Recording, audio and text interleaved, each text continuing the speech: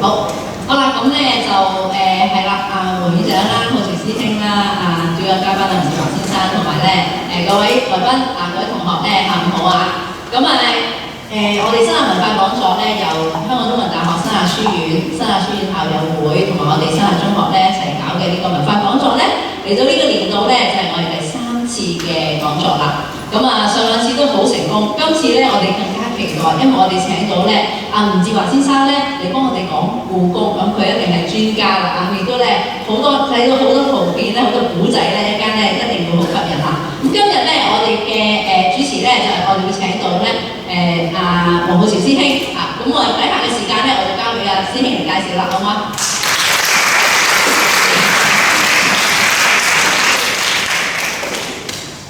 歡迎各位出席今日嘅講座。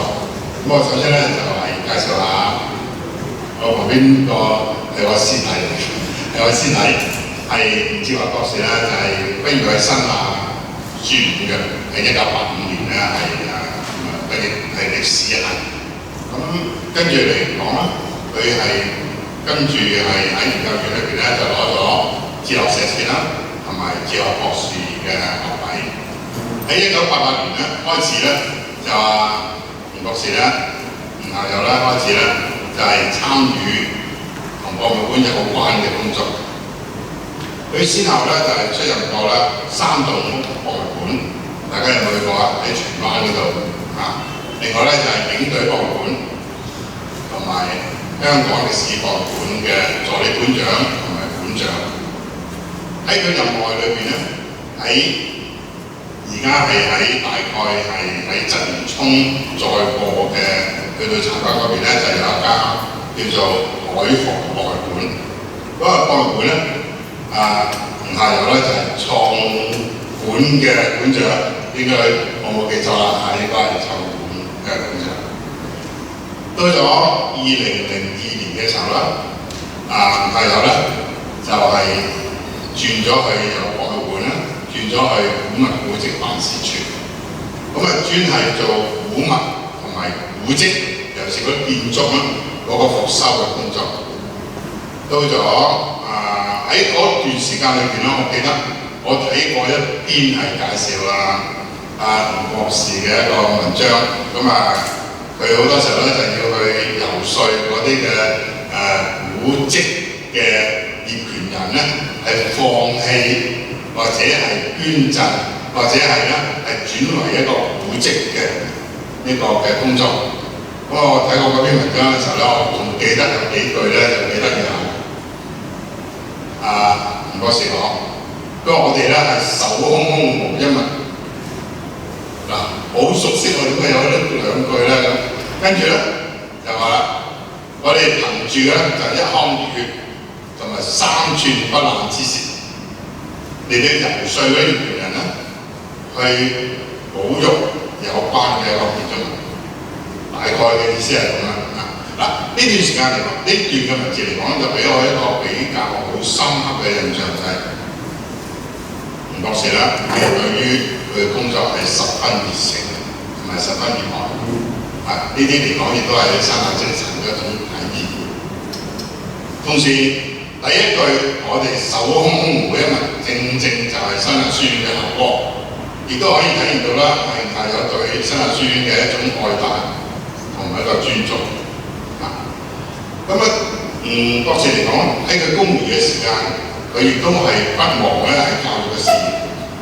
佢係喺母校歷史系裏邊咧，係擔任呢個兼職教職嚟講有10年之長，都幾長下。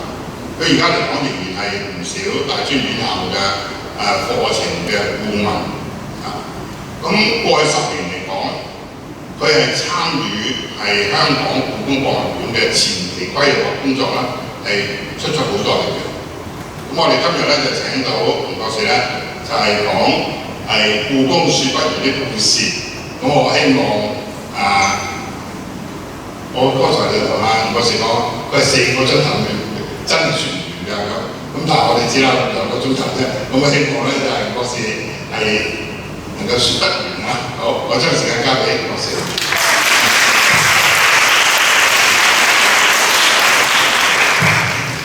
多謝師兄，亦多謝黃校長，亦多謝阿黃院長嚇，多謝三個單位啦，新亞書院、新亞書校育會同埋新亞中學嘅邀請。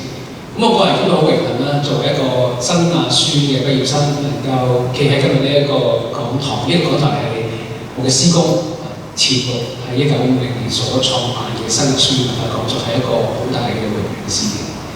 咁今日阿師兄都講到咧，就呢個講題就係故宮。其實呢個講題咧唔係我定嘅，我問阿黃浩潮師兄，你想我講咩啊？係你定嘅，其實你講故宮啦，其實係佢吩咐我做呢樣嘢。咁我就事後先知道原來阿黃師兄好有心思，因為我知道上一次講座係講敦煌，係阿李美賢老師講嘅。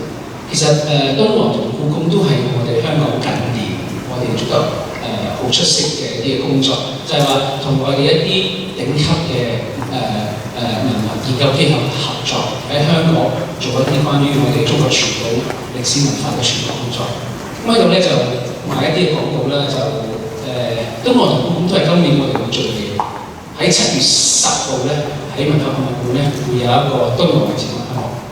咁另外喺再過多半年咧，喺12月嘅大約係7、8號度咧，喺香港科學館咧，我哋有個故宮嘅鐘錶展覽項目。咁呢度可以見到我哋同敦煌、故宮兩者都係好多關係。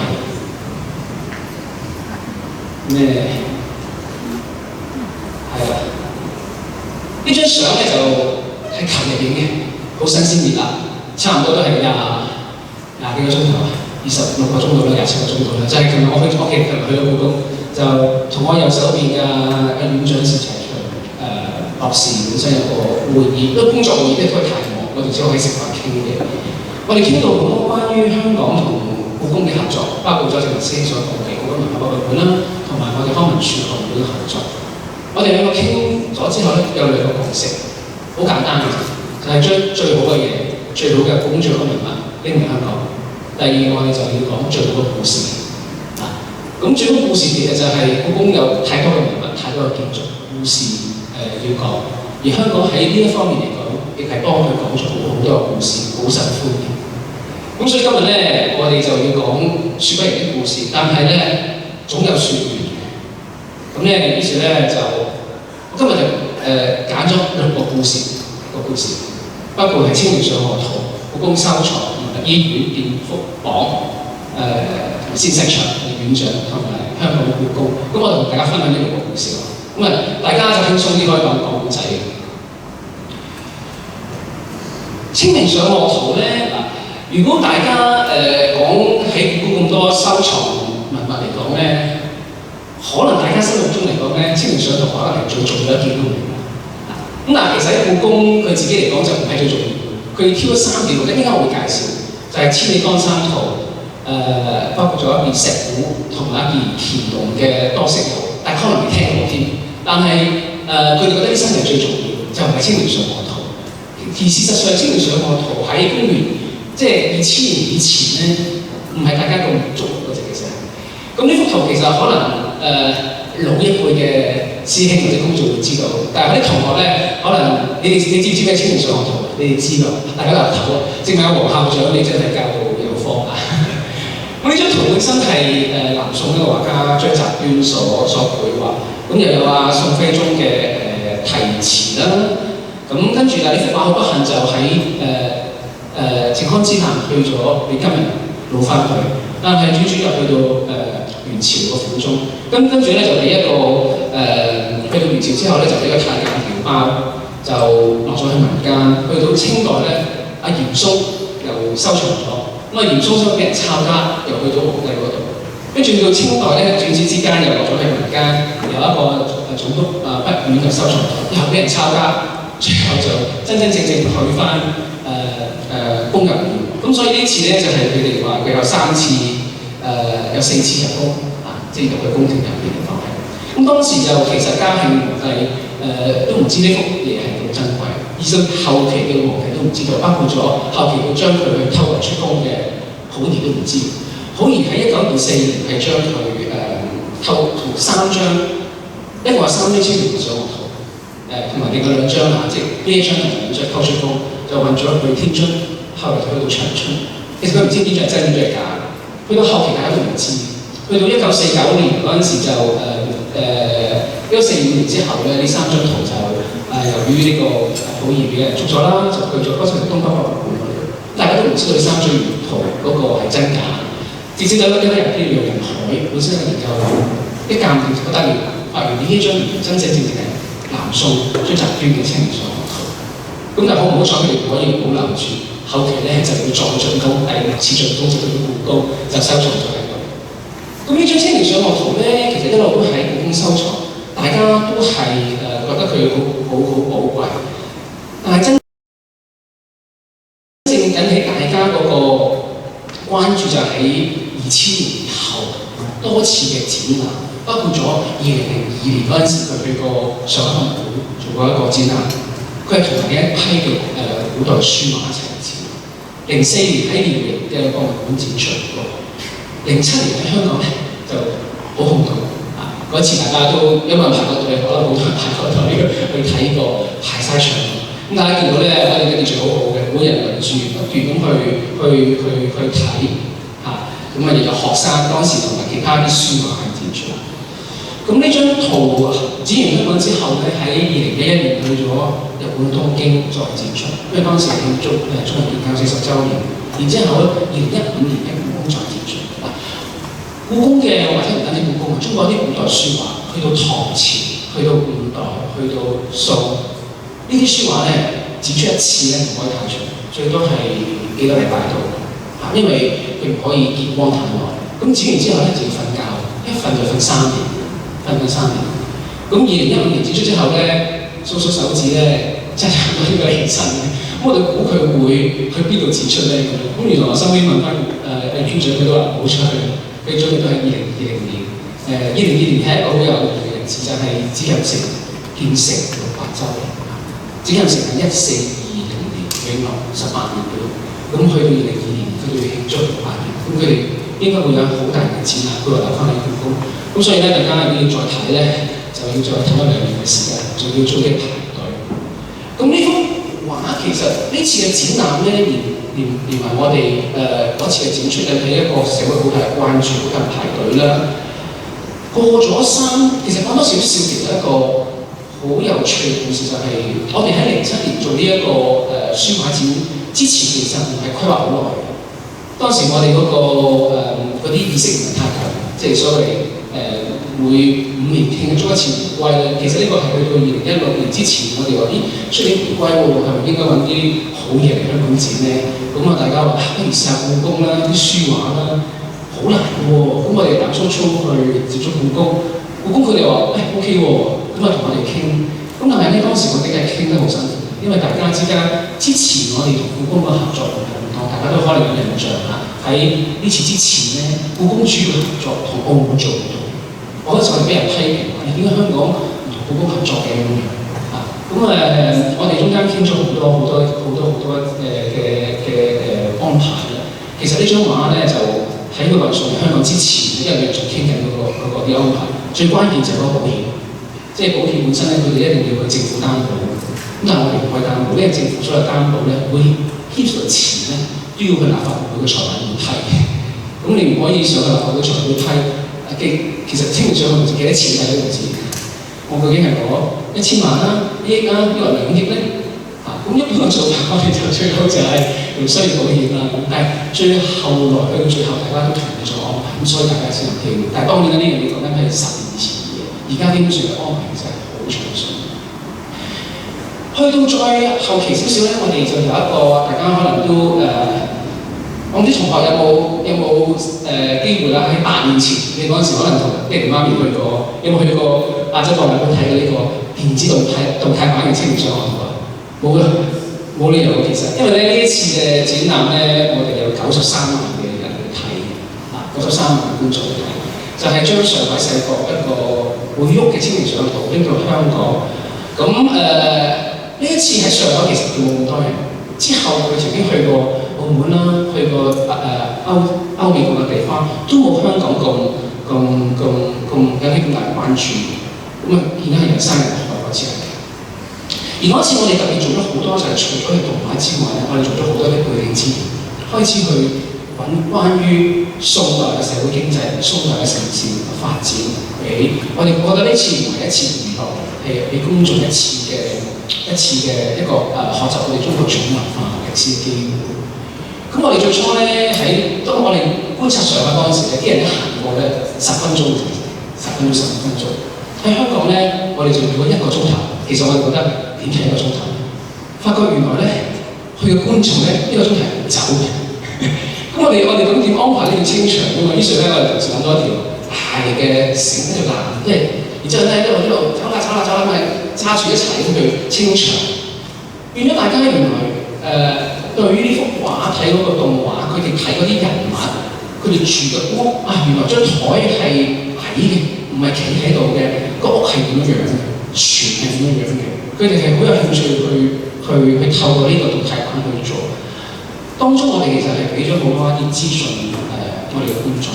呢次其實係好成功，我哋做，同埋咧我呢次好特別就係我係揾咗科學館嘅同事去做。科學館點去演繹歷史原來都可以嘅，你哋係。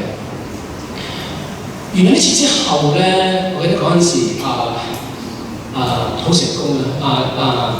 曾蔭權先生就透過問我哋，好成功喎！你哋呢一次，你哋往後會唔會做到一啲類似呢啲中國歷史文化嘅展覽啊？咁我哋話你俾錢我啦，咁佢哋真係好支持我哋做好多啲展覽。我話大家如果記得咧，我哋做咗幾個展覽，譬如兵馬俑嘅展覽啦、敦煌嘅展覽啦，都係好成功。咁有啲甚至上一啲嘅恐龍嘅展覽啦，都係呢次之後咧去做。咁我哋同故宮呢一次從清明上河圖結咗個緣之後咧，往後去到2012年開始，差唔多每一年我哋都同故宮有個展覽，包括咗乾隆皇帝秘密花園啦，就喺呢個藝術館嗰度做啦。過咗喺潮州一個服飾嘅展覽啦，喺歷史博物館做啦。西洋奇器啦，清宮科技展喺科學館做，我哋又嘗試將故宮嘢喺科學館度做，又係好成功。因為過往咧，大家對呢啲奇器咧當係一個藝術品，其實當中其實有好多嘅科學嘅知識係可以透過呢啲嘅藝術品去表達出嚟。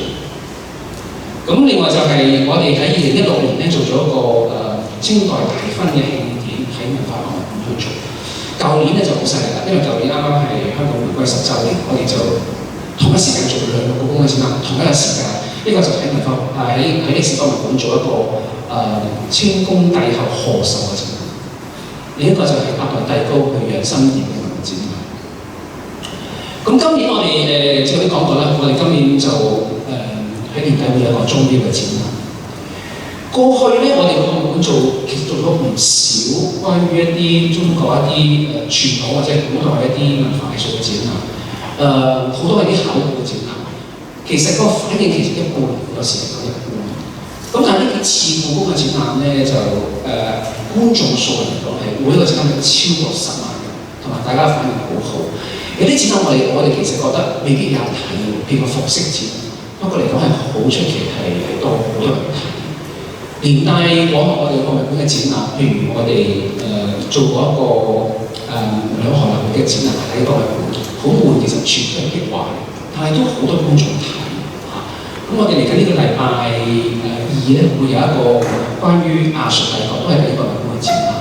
不過我哋同故宮嘅合作，呢啲嘅展覽咧，引起好多市民嘅興趣啦，亦令我哋覺得。做多啲呢啲傳統我哋一啲古代藝術文化嘅展覽咧，觀眾係受歡迎。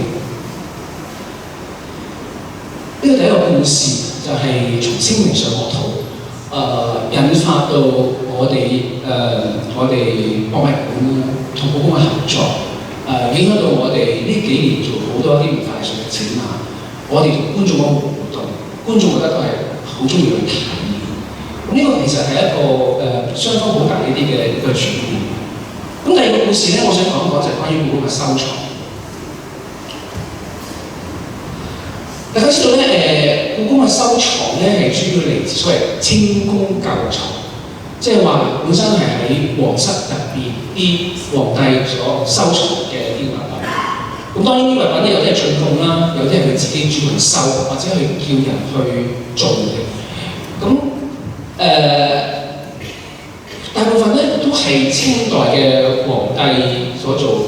譬如清代皇帝咧本身佢嘅文化水準係好高，雖然佢哋係滿洲人，但係比我哋漢人嘅皇帝係更加中意古代文化，所謂好古好雅。咁佢哋譬如乾隆嚟講咧，佢係一個好奇傑嘅人。佢哋故宮最近揾咗佢一啲嘅詩稿，放咗一個箱嗰度，總數有4萬幾首詩，4萬幾首詩，一生人諗下，佢想寫4萬幾首詩出嚟。咁同時佢亦係因為佢中意書畫即係書法啊、繪畫啊，好多一啲嘅其他嘅藝術佢都中意。咁歷年呢啲嘅收藏去到乾隆間去到一個好鼎盛。咁但係好可惜，我哋近代歷史係一個嘅悲劇歷史。我哋英法聯軍之役，八國聯軍之役，咁其實有好多嘅文化藝術品咧係散失咗。而家你去到一啲外國，好多見到一啲藝術品好多都喺呢個時間係即係俾佢哋去搶走咗。咁去到1912年咧，清帝退位咗之後咧，佢依然係喺紫禁城嗰度住啦。咁好多一啲喺紫禁城入邊收藏一啲藝術品嗰啲咧，都係佢自己係控制咗。咁即係講到咧。佢好似清明上河圖一樣咧，佢係偷地係將佢搬走。咁差唔多呢段時間入邊，佢係偷咗2000件嘅，其中包括咗1000萬嘅書畫，偷到去天津啦，以至到騰出去到滿洲嗰度。咁去到1924年咧，就當時有個將軍就馮祥就將好嚴趕嚟咗呢個紫禁城。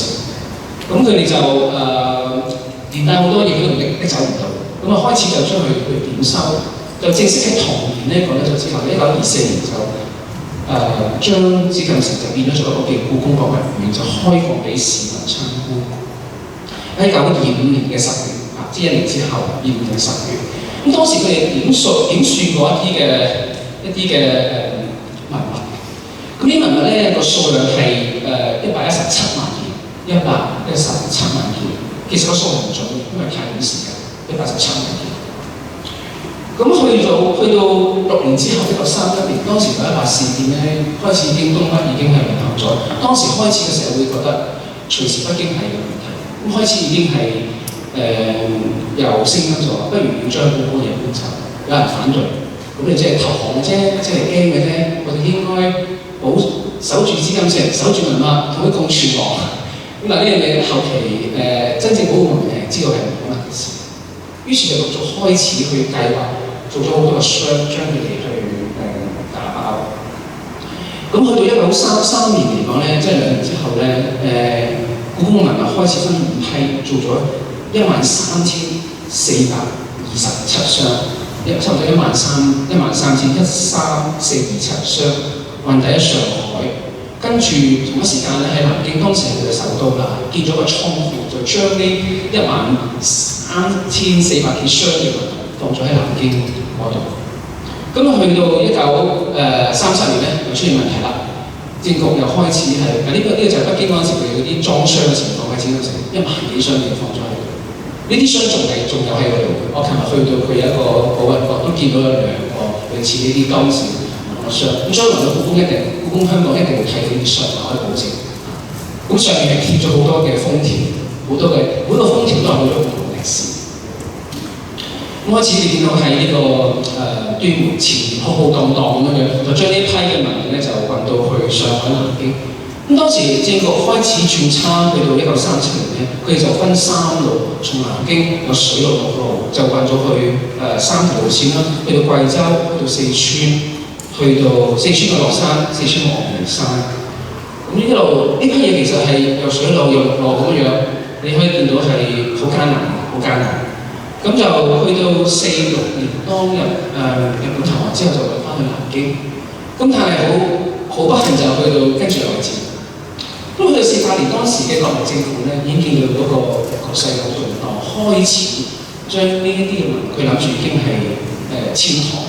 遷台當時帶咗2樣好重要嘅，一就黃金，大家知道，佢當時就係發金圓券，就將全中國老百姓所有嘅黃金都抽咗落咗台灣。第二就將故宮嘅文物準備運走。咁但係當時因為太急嘅關係咧，佢哋運嘅嘢唔係咁多，多，係由1948年嘅12月到1949年2月，差唔多呢2個月咧係有3批運走咗2972箱，即係話有13000幾箱入邊，佢只可以運少於3000箱。當然呢3000箱佢係解過，但係咧佢唔可以咧開晒啲箱去搞，佢只可以呢箱係瓷器，呢箱係什麼東西，佢只可以大概咁去運走佢。咁去到1956年咧，佢哋就喺台北而家嘅故宮博物院就成立咗，將呢啲嘅文物仔喺度展出。咁呢度一陣間我會睇一睇兩個故宮嘅文物比較，因為呢個好多人嘅問題嚟嘅，係咪所有嘢都運晒過台灣嘅咁樣？咁去到其實去到故宮就結局之後咧，一路佢都冇好好處理究竟故宮有幾多文物。咁係後期佢哋咧去到佢哋上任院長啊鄭家標嗰個年代咧，佢花咗差唔多係8年嘅時間去清點文物。咁所以咧佢哋收尾係完成咗之後咧，有個大會係慶祝。咁呢啲文物究竟個數量係幾多咧？去到而家係180萬件，180萬件係世界上面嚟講係算係最多嘅唔係最多博物館，最多博物館咧而家都係個數字可以俾大家睇翻嚇。咁都算係一個收藏好多嘅地方嘅博物館嚟嘅。個數字先嚇，未來。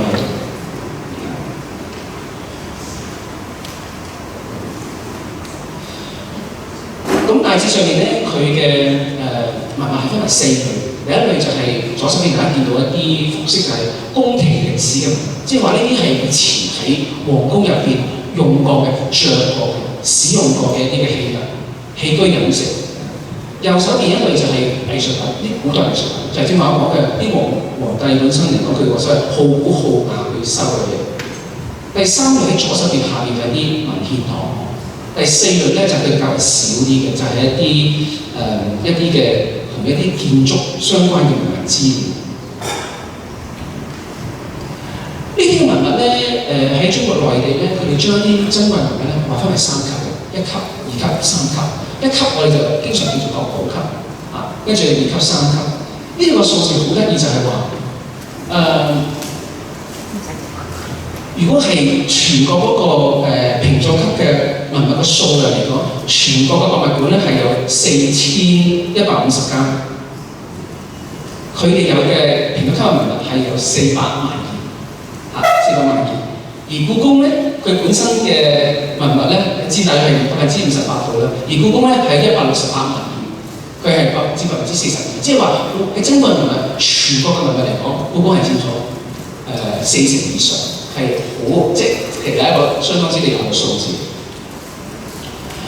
咁呢啲文物嚟講咧，其實可以分為幾類。正話我講過啦，就係一類就宮廷歷史嘅文物，呢個大約係佔180萬件，有27萬件嘅，個數量都唔少。有一啲呢啲就係啲皇帝嘅玉璽咧，係同一啲儀式咧、典章制度有關係嘅。有啲係關於佢啲墓碑仗義。刺繡啦，刺繡就係佢一啲嘅成衣啦。呢個數量故宮係好多，因為當時呢啲嘅刺繡咧係好多都冇拎走，因為太多數量太多。咁大致上邊係有18萬件。另外就係一啲嘅文房四寶啦，有68000件。生活用品啦，另外一啲嘅宗教文物啦，特別係一啲藏傳佛教文物係好多好多。去到一啲古代藝術品咧，呢度係故宮180萬件嚟嘅一個好主要嘅成分，個數量係好多。佢大約係有85萬件，係差唔多85萬件，係佔佢76%。咁呢度咧其實最多嘅就係關於一啲嘅古代繪畫係有53000件，數量係53000件。呢啲嘅法書係75000件。嗱，你聽呢個數咧，5萬幾件、7萬幾件。冇可能咧，即係展出嚟寫呢個數量。你每一次你展幾十萬件，你諗下要需要幾多年嘅時間？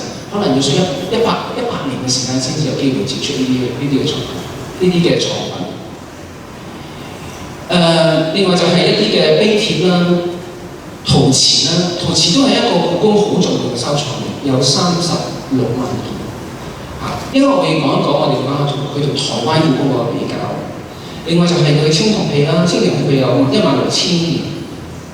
一啲嘅珐琅啦，珐琅器咧就有6000幾件，玉石器啦，2萬幾件，金銀器啦有11000件，漆器啦19000件，其他嘅工藝品啦、鐘錶啦，鐘錶佢有成2000幾件鐘錶，都係啲西洋鐘錶，係應該係而家收嘅西洋鐘錶係比外國更加多，因為好多情況之下咧，好多情況之下呢啲西洋鐘錶係使用已經冇咗。仲有啲叫碑刻，我正話所講，故宮佢哋覺得自己有3邊角度咧，就係、左手邊有一個石，呢個係戰國嘅石，有10嚿刻咗當時一啲西周嘅銘文。咁佢專門咧有一間館就叫做石鼓館，師兄你有冇睇過？有冇睇過？冇，我都冇。咁我最近都想去睇嘅。咁所以其實好得意，佢哋眼中嘅所謂鎮館之寶同我哋一般老百姓嘅鎮館之寶係兩回事。應該我都會講過呢個差異究竟係一個幾有趣嘅問題。一啲嘅碑，一啲嘅甲骨文啊，甲骨古籍啦嚇，有成佢嘅古籍數量係有成6萬件。咁佢同台灣故宮嗰個比較係點樣樣咧？有人話真係台北就有文物冇故宮，係咪？北京就有故宮冇，其實呢個唔啱，呢個本身係。之前都講過，其實故宮嘅收藏其實數量好多，只不過過佢係較為少啲去尋。咁一睇如果台北故宮大家咧最覺得最勁係咩嚟？唔係左手邊嗰啲啊，可能就係嗰啲絕皮豬肉啦、藥材啦，同埋蜈蚣頂啦3件嘅。其實上面嗰2件咧就不點經傳嘅，咁但係啲人好中意嗰個排晒隊去睇。咁蜈蚣頂都係，蜈蚣頂就唔係佢哋一個清宮舊藏，佢本身都係佢一個喺義工出嗰陣時發掘咗出嚟嘅，1842年義工就收咗，轉年之後就收尾賣咗俾人，之後佢就喺民國年間就就捐咗俾政府，就帶到台灣。咁另外就係一啲嘅瓷器啦咁樣。咁台灣嘅故宮文有幾多？數量總數佢係有60幾萬件，65萬件，即係比起故宮嘅180萬件已經係數量少嘅。佢有655000件。但係咧，佢其中咧好大數量都有啲酒摺。我先嗰陣時，我記得嗰陣時我哋讀書嗰陣時，好多啲雍正酒摺出版嗰陣時到溫度，好多時候就係佢哋收咗好多一啲歷代帝王嘅酒摺。咁佢嘅酒摺檔案酒摺係有38萬件，即係其實個數量係好多。另外佢嘅成本書有17萬件。變咗嚟講咧，除咗一啲酒摺文獻之外咧，佢嘅藝術品其實係有91000件，同我正話講故宮嗰個藝術品嗰個數量其實係差好遠。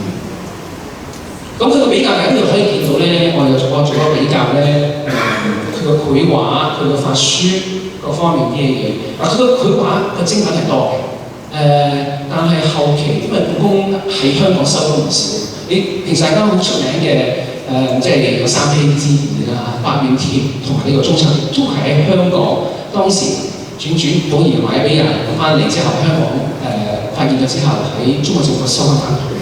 同埋《清明上河圖》啦，都係啦。而家所有好多喺個北京鎮館嘅所謂鎮館之寶咧，都唔係當時嗰13000幾箱入面嘅。當然台北故宮嘅書畫係好多一啲宋朝嘅書畫。另外就係其他個數量都可以睇到，其實佢係比北京故宮少。佢嘅瓷器係好嘅。瓷器嘅數量咧，佢係有2萬幾件，北京係有右手邊係北京啊，左手邊係台北。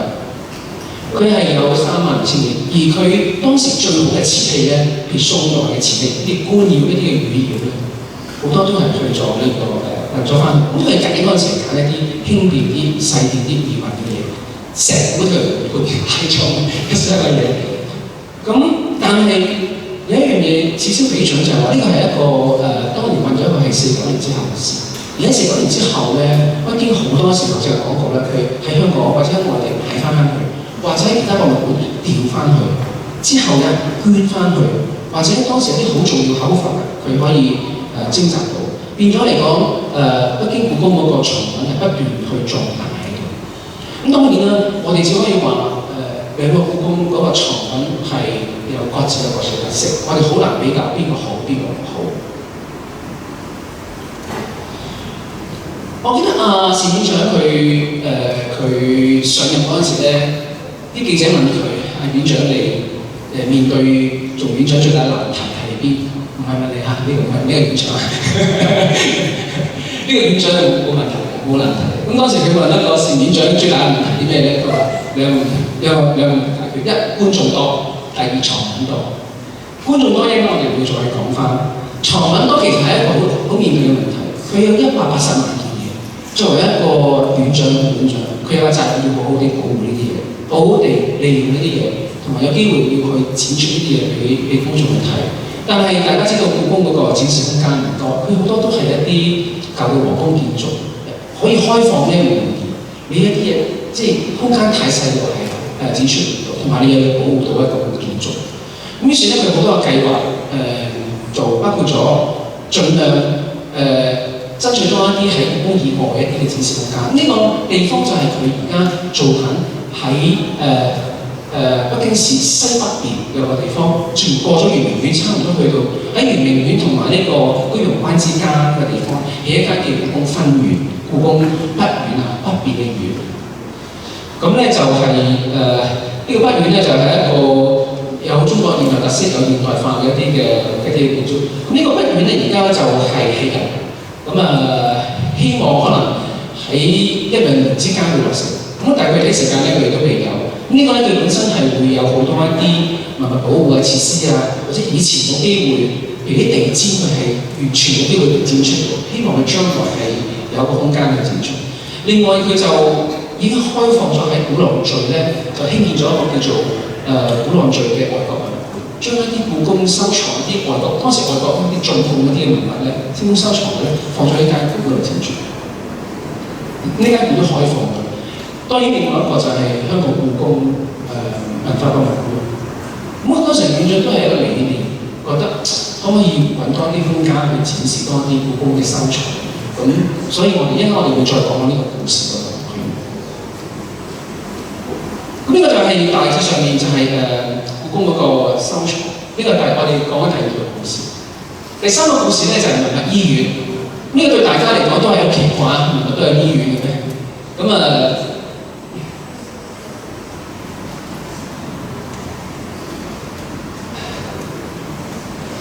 呢個文物醫院咧，首先咧就要講喺應該係2016年嘅1月7號咧，喺中央電視台嘅第9台咧有3集叫做《我在故宮收文物》嘅電視紀錄片。咁咧就係拍咗套紀錄片咧，就係當時係講故宮一啲佢哋叫做文物保護科技部一啲嘅工匠去點去維修或者係修復一啲嘅故宮嘅文物嘅。咁包括咗呢個咧就係書畫裝裱專家啦，叫做單家九，去修復一啲嘅古代書畫啦。另外呢個就係本身就係修復青銅器啦，全部都有名嘅，有故事㗎。陶瓷啦，呢個就係木器啦、漆器啦，呢個都係漆器嘅專家啦。呢啲就係一啲關於一啲嘅鑲嵌一啲嘅修復室啦、鑲嵌修復室啦。一啲嘅刺繡啦，咁最紅就呢個啦，就鐘錶專家，佢就叫做黃遵。咁呢個專家本身嚟講咧，就係佢太出名啦，打咗佢片之後咧，就被譽為故宮男神。咁咧佢收尾去到出邊都好，去到咩地方我都會俾人簽名啊、剩啊咁樣。咁咧甚至上面咧呢套紀錄片咧就係攞獎咧，佢去攞獎，因為咧佢做完咗呢個電視片集之後咧，就佢哋同年嘅12月咧，就將佢剪咗成一套嘅電影喺電影院放買飛喎，竟然好受歡迎喎。咁跟住呢套片咧係台灣放又好受歡迎喎。咁嗰時其實諗過會唔會可以喺香港放，但係香港我哋都聯絡下啲發映商，睇下有冇機會喺香港放。咁呢度咧我哋就呢度點處理咧？我要離開，我要揾個同事幫手，我要放片。點走咧？唔好意思啊，得，搞掂，係啦 ，OK。咁咧就大家可以睇一睇，好快。前几天刚修好的一座又出问题了。又不行了，原来这都是挺好的，因为前兩天我們係咪呢個先啊？對翻頭啊，唔好意思，好開始。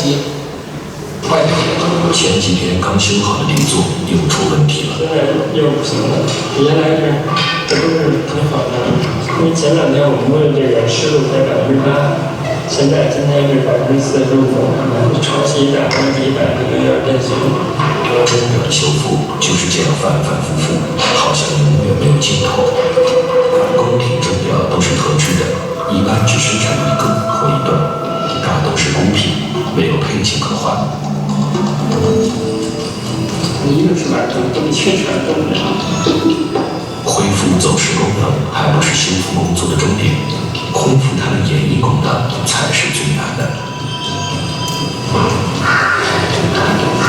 这个真是没法那干时间长了，慢慢也就磨了。那你要真做不出那样，就改什么呀？是不是？时间长了，慢慢你主要你还得喜欢它。要干，过去来说是，你说干，越干越有兴趣，你能做的也不觉得枯燥。要干越干越没兴趣，越没兴趣，这活儿越赚不了，越着急越不干。所以师傅也说，你要真是说干不下去了，干脆你就先到外面溜达溜达转，回来再干。这样吧，可能比你继续那么没有耐心的那么干下去，可能是更好。那我们在这种心情烦躁情况下，你可能还要出娄子呢。你这一个毛病没找出来，就是添一毛病。1977年，16岁的王晶进入故宫工作，现在他将喜好男也近10年了，为故宫博物院钟表修复培养了第4代传人。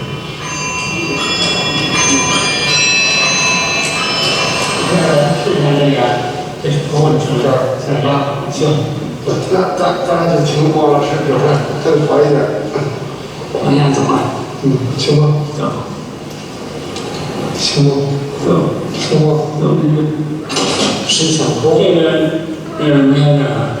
顶盖合上后，怎么保证这些小洞都活动起来，还是困扰着王晶。这门儿这么一给这么搁这拴着，这块儿离外头去，这应该能乱的，不敢往上。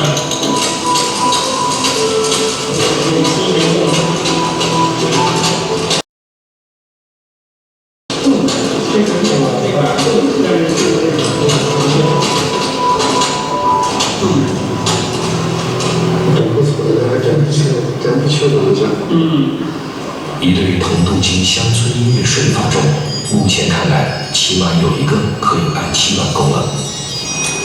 设计挺好，这设计挺好，这么多东西，落上基本就能到位，不容易。中间就靠它一个大门，修复文物是穿越古今，与100年之前的人进行对话的一种特殊职业和特殊生命体验。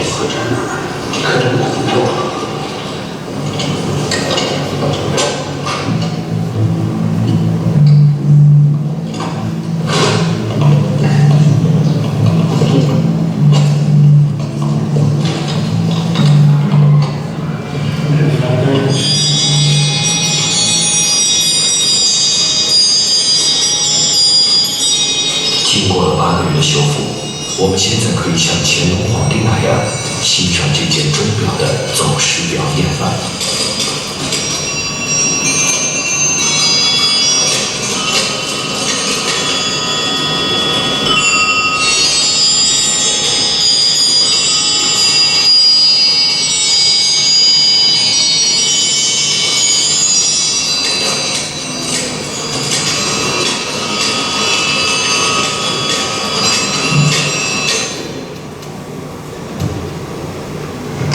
啲鐘錶咧係困難，因為冇說明書，全部都係幾萬年前嘅。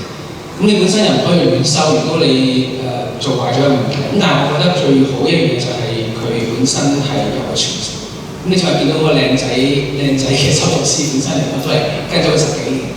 咁啊，故宮有個好處咧就係佢有好多個年青人咧係都係好投入故宮，佢琴日我去咗兩個地方帶我行咗一個陶瓷，有個妹妹咧，佢本身都係畢咗業之後喺高3年，好有熱誠，即係見到嚟講佢哋廿幾歲開始，咁佢嘅我一生就喺故宮，即係佢哋係以故宮工作為榮，亦係好去貢獻佢自己嘅工作。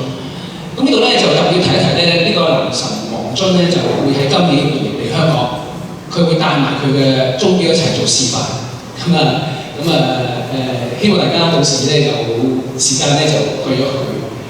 咁呢個咧除咗呢個片之外，其實佢都係一個宣傳，社會俾社會公眾睇翻下，原來故宮入邊唔係淨係皇帝張凳，有好多一啲嘢，亦有好多嘅人做好多一啲保護我哋嘅文物，保護我哋嘅文化遺產。咁喺前年嘅9月咧，喺前年嘅12月咧，有一間叫故宮文物醫院就開咗幕。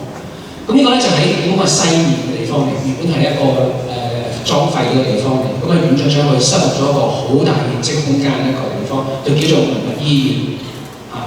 咁如果喺西面西環門入邊有好好嘅設施，全部都係啲文物修復最一流嘅器材喺嗰度做一啲修復嘅工作。咁咧佢而家呢啲做文物醫院工作嘅文物醫生有200人，係佢做不斷增加嘅。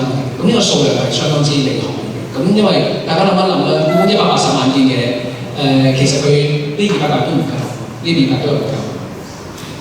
咁我覺得最有意思咧就係今年特朗普3月去故宮參觀，咁呢樣嘢我就問院長，你點解帶佢去睇呢個文物醫院咧？咁咩過往啲元首去都係太和殿啦、養心殿啦、睇下皇座啦咁特別係帶佢睇呢個文物醫院，睇鐘錶修復。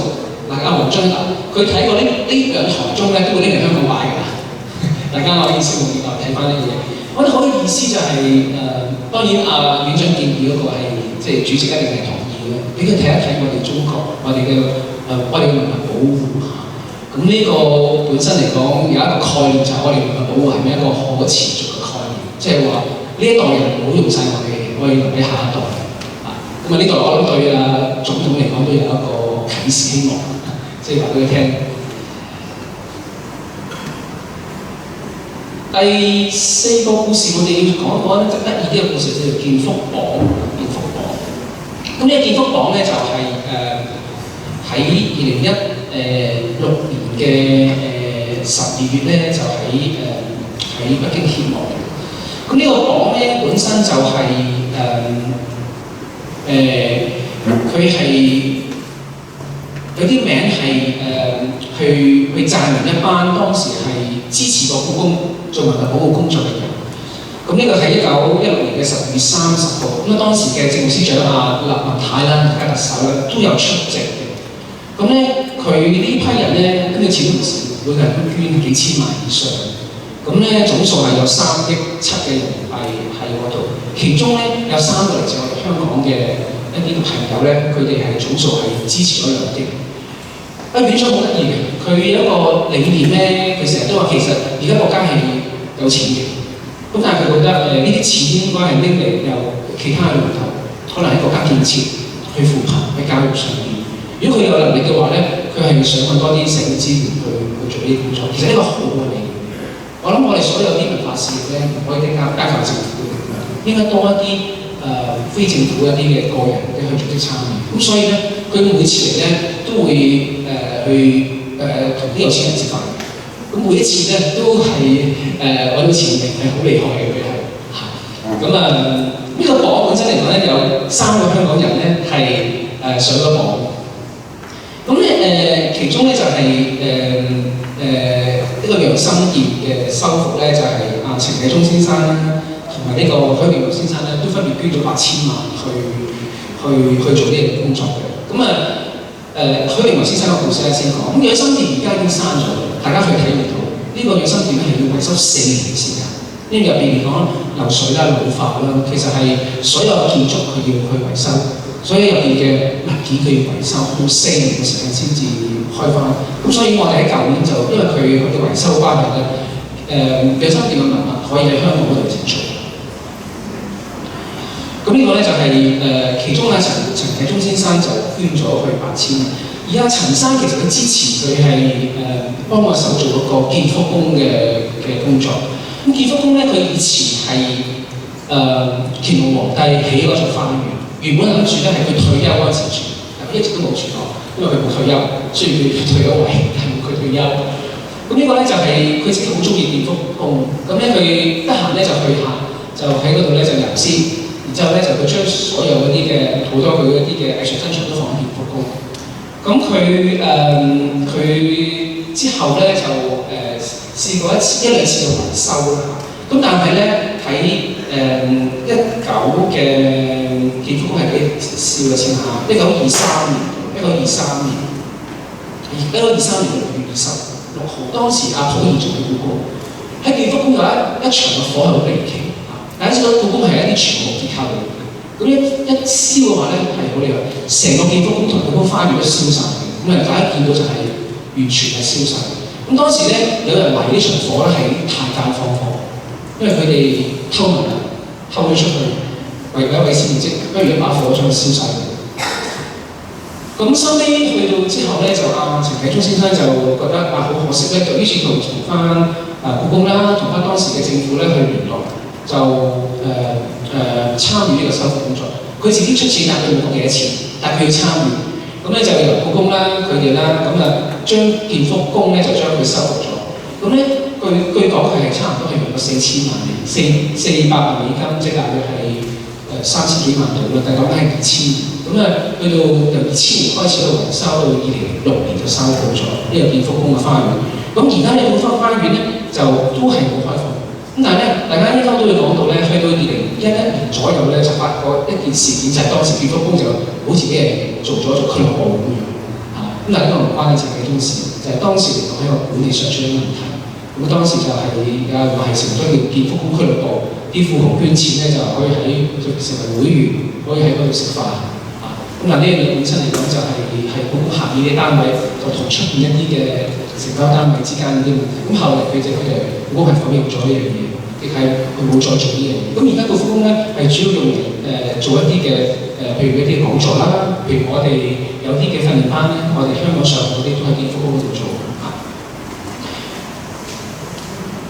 咁除咗阿陳啟宗之外咧，就另外一個人就係阿楊超啦。楊超佢就捐咗3000萬咧，就做咗一個維修，就係雨花閣。雨花閣而家大家係上唔到去，我就早排去過一次。呢個雨花閣係其中一個喺故宮一個宗教性一個藏傳佛教嘅地方。入邊嚟講咧係擺咗好多嘅一啲嘅佛像啦。你見到嚟講係基本上定係從來未開放過。佢本身都係建喺乾年間嘅，咁就帶入嘅狀況都好差。咁佢哋而家都係諗住準備將雨花閣入邊嘅建築同埋文物去做個修復。咁呢個就係阿許榮流先生，佢就係都係香港人嚟，咁佢就亦係捐咗8000萬做一個養生靈修復。咁呢次事件就好離奇，阿院長都喺公開講咗講幾次。咁有次就係阿董生就請佢去香港做講座。咁之前咧就話：喂，你得唔得閒啦？不如同你食餐晚飯啦。咁佢一落機就即刻去食飯。咁見咗一班人喺度。咁跟住阿董生話：不如阿院長你講下你故宮嘅狀況啦。咁佢又講翻而家啲嘅修復計劃，就係養心殿。咁而家就差唔多搞掂㗎啦，仲差8000萬啫咁樣。佢冇勸捐喎。咁佢應該話咧仲差啲錢。咁其中有個人咧就問：你差幾多錢啊？咁樣話佢差8000萬。咁話我俾你咁樣。於是咧就攞咗8000萬嘅捐助就去做咗養生。佢經常都講翻呢個好好故事。即係一個有心人聽咗之後，都有個有新嘅計劃去做呢樣嘢。咁嗱呢個許榮流先生咧，跟住咧就喺今年咧都做另外做一件好有意義嘅事咧，佢就出咗2000萬美金，即係幾多錢講先？1億6000萬嘅，佢買咗一張圖，呢一張就叫做絲路山水圖。咁呢張圖就係個故事好離奇。呢張圖本身係喺明代嘉靖年間畫嘅，應該係一個藏喺宮廷入邊俾皇帝睇嘅圖。呢張圖你一見到係好靚，呢張係叫呢一定圖，但係用一個我哋繪畫嘅青綠山水去畫出嚟。佢畫咗從嘉峪關到去到呢個阿拉伯半島麥加呢個城市，沿途221個城市。呢張圖嘅總長度係有30幾米，即係從呢度差唔多去到前面咁長，一張地圖咁長呢度30米嘅長度，畫咗221個城市。咁一路去到呢，大家見到咧最左手邊下邊嗰張咧，嗰個就係麥加城市嚟。咁呢張圖咧本身係好離奇，就係佢明代啦之後一路去到清代嘅歷史唔知道係咪先？本身係一啲可能係一啲明代朝廷嘅嘢，佢完全係冇提筆，即係冇題字、冇印章、冇名，乜都冇嚇。咁但係佢哋經佢嘅考慮係唔同嘅嘢。咁一路去到1930年代咧，就有個日本人叫油藤，佢有間博物館叫油藤油藤村油嘅博物館，佢自己私人博物館就賣咗拎翻去日本。但係佢咧就唔拎出嚟，從來冇人知道。係30年代，咁去到2002年咧，中國有個收藏家就去佢間館睇嘢，同埋希望買啲嘢，發現呢張圖，咁於是就用好多嘅錢買翻嚟，然之後佢再賣咗俾當時嘅保利俾收藏。咁後來咧，佢哋就揾到啲專家鑑定啦，包括咗北京大學嘅林梅村教授咧，做一個好詳細嘅鑑定，佢花8年嘅時間咧，好仔細咁樣去將佢鑑定翻出嚟。咁呢張發覺就係佢當時一個明代嘅絲路山水圖。咁呢張圖嗰個歷史價值好高嘅。咁咧就而喺今年嘅春晚啊，即係中國內地一個春節晚會上邊咧，阿院長就帶呢張圖嘅複製本啊上咗春晚，咁展示呢張咁長嘅地圖。咁呢個許生阿院長阿院長係好識揾機會去將佢一啲嘅理念，將佢藏品同宣傳。喺春晚佢講得出嚟，咁啊引起大家好大關注。但係當然咧，亦有好多一啲嘅質疑，呢啲圖係咪真嘅咧？本身嚟講，呢個年代係咪明代咧？係咪應該叫做絲路山水圖，因為叫蒙古山水圖咧？有好多一啲嘅質疑。咁但係根據林教授嘅研究，呢個係個真品係完全冇問題。咁呢幅圖咧，大家又好有眼福啊！我哋會喺今年10月呢嚟香港嚇。咁呢都係院長本身係即係佢其實喺故宮係擺過一段好短時間，喺內地比較近先。咁跟住喺香港擺啦，因為佢覺得香港係一個好嘅平台，去將佢故宮一啲嘅好珍貴嘅文物去拎出嚟俾觀眾睇。佢哋係好相信我哋嘅策展人，我哋嘅館長會將呢張圖做得好好。咁我哋其實就呢張圖嘅之後，又係科學館呢張圖係科學館同歷史館嘅同事一齊去做。我哋會加多好多一啲背景嘅書，即係除咗，因為好多我哋嘅專家只係好側重於個考究，咁但係我哋重視嘅話，我哋當時明代嘅對外交通嘅情況係點樣，同外國嘅交往係點樣？呢張圖本身個歷史，除咗歷史價值之外，佢喺地理學上面，佢喺一個藝術上面，究竟個重要性係點樣？我哋香港我哋嗰個策展團隊係可以將佢説明，咁啊館長係唔信任我哋，即係將我一張咁珍貴嘅圖都第一次喺香港去擺，咁大家可以到時記住去科學館睇啊！呢張圖都會擺幾個月嘅時間。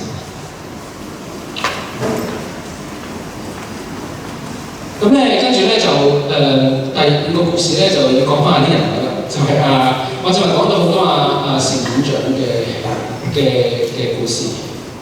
咁單院長本身1954年出世，即係今年都已經係佢7月變咗63歲啦。咁佢本身係佢嘅專業咧係做建築同埋城市規劃，佢係我哋中國建築大師傅嘅學生。咁佢本身就亦留學過日本。咁佢跟住佢喺北京又做過一個文物局長啦、城市規劃局長啦咁樣。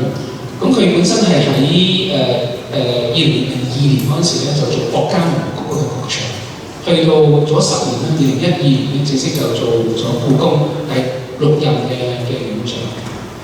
咁佢本身咧就佢個人本身係一個學者嚟，但係佢學者本身嚟講，佢學嘅唔係哲學，唔係歷史學。歷史學我哋就可能會有時啲嘢會較為係高大啲啦，一個較睇歷史嘅宏觀啲咧。佢本身因為係建築係學城市規劃係好實在，佢睇緊問題實在嘅問題，處理實在嘅嘢。但係咧佢嘅著作係好多嘅，佢本身坐飛機啊、坐火車啊，有時同我哋嚟香港咧，佢哋揸下電腦喺度寫嘢，佢寫過好多啲嘅文章，好多嘅著作。因為佢本身去到故宮嗰陣時，其實應該都會講翻，就係佢面對一個幾困難嘅時期喺故宮，對故宮嚟講係。但係因為佢本身佢已經喺文物局做咗10年，於是佢有好大嘅威望去進行一啲嘅改革。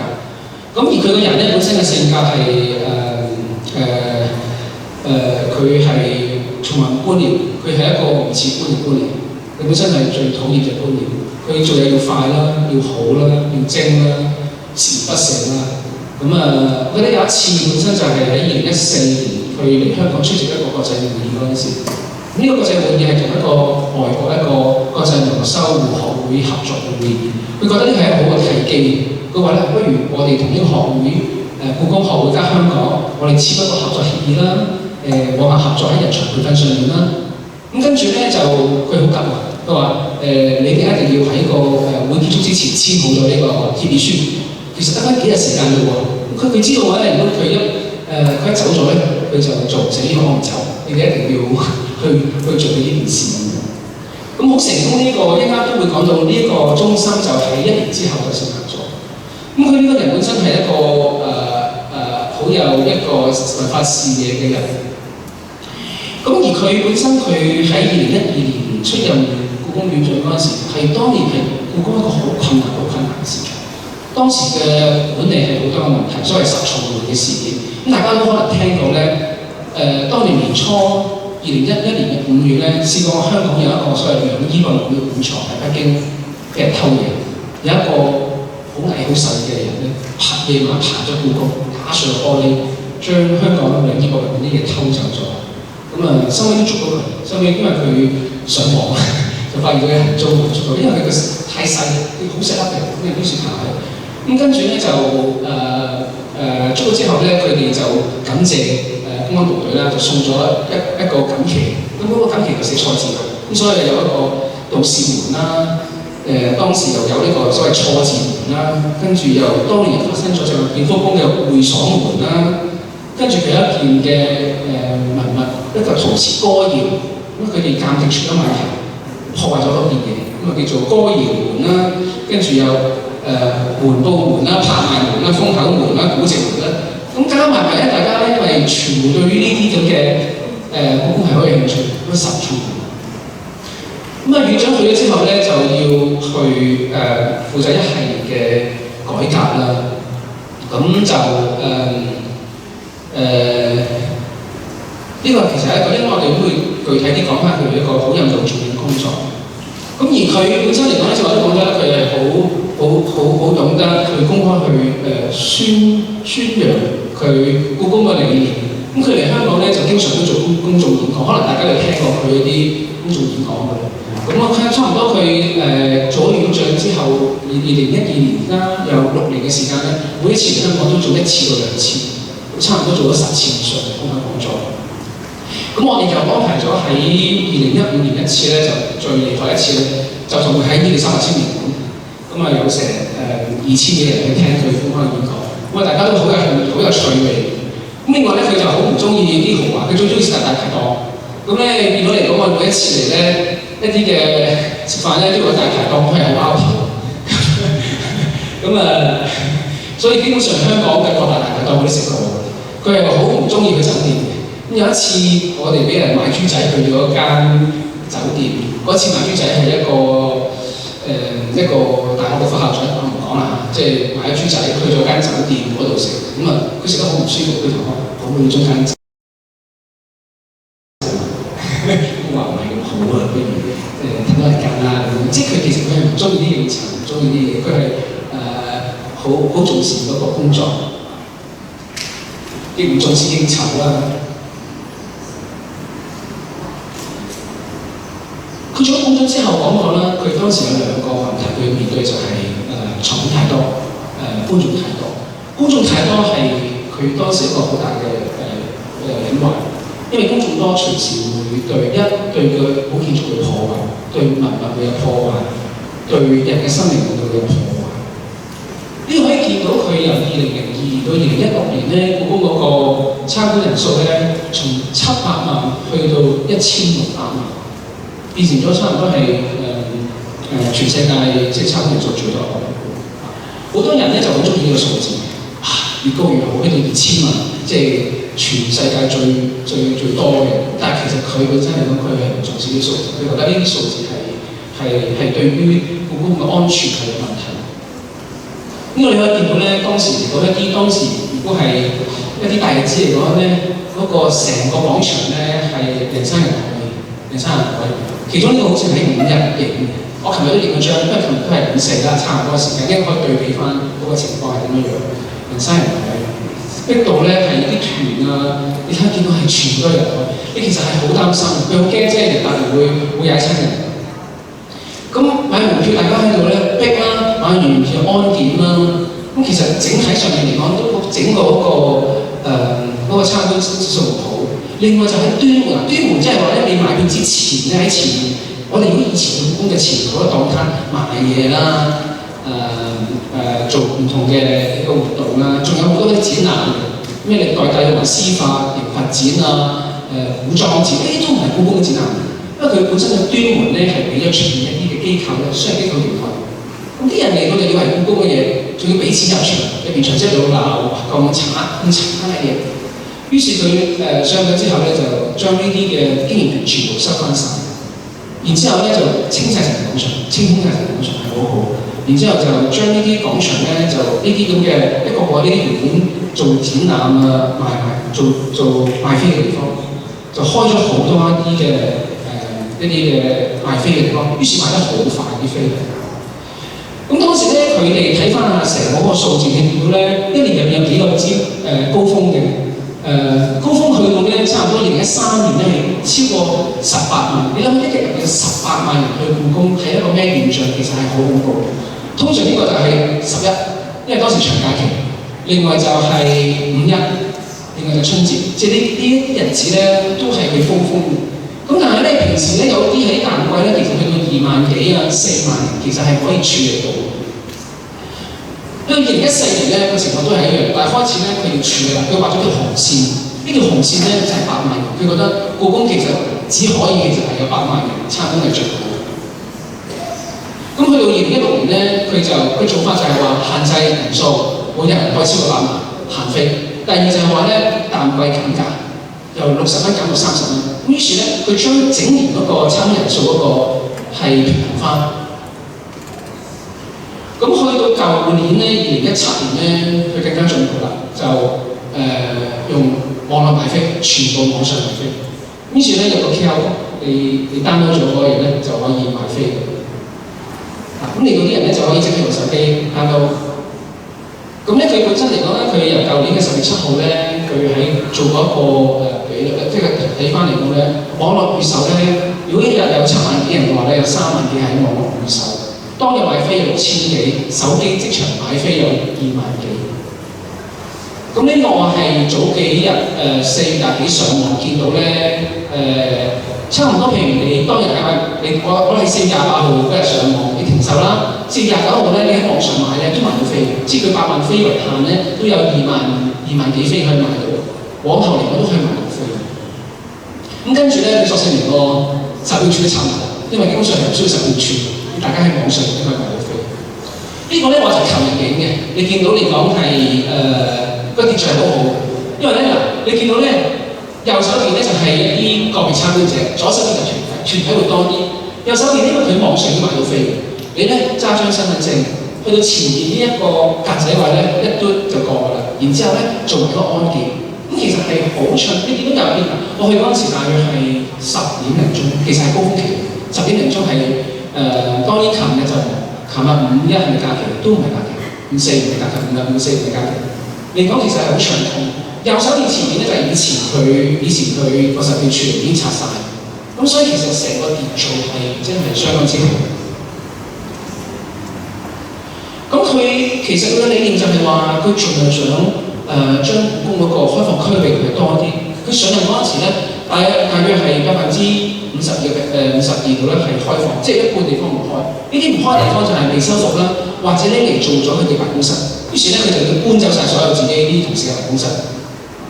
咁咧去到呢、早幾年咧去到65%啦，由52去到65%，跟住到而家咧已經去到76%。佢最主要嘅變化咧，嗱你對比翻個變化啦嚇，係加咗好多啲地方，喺西面咧好多地方咧佢加咗好多一啲嘅開放區域。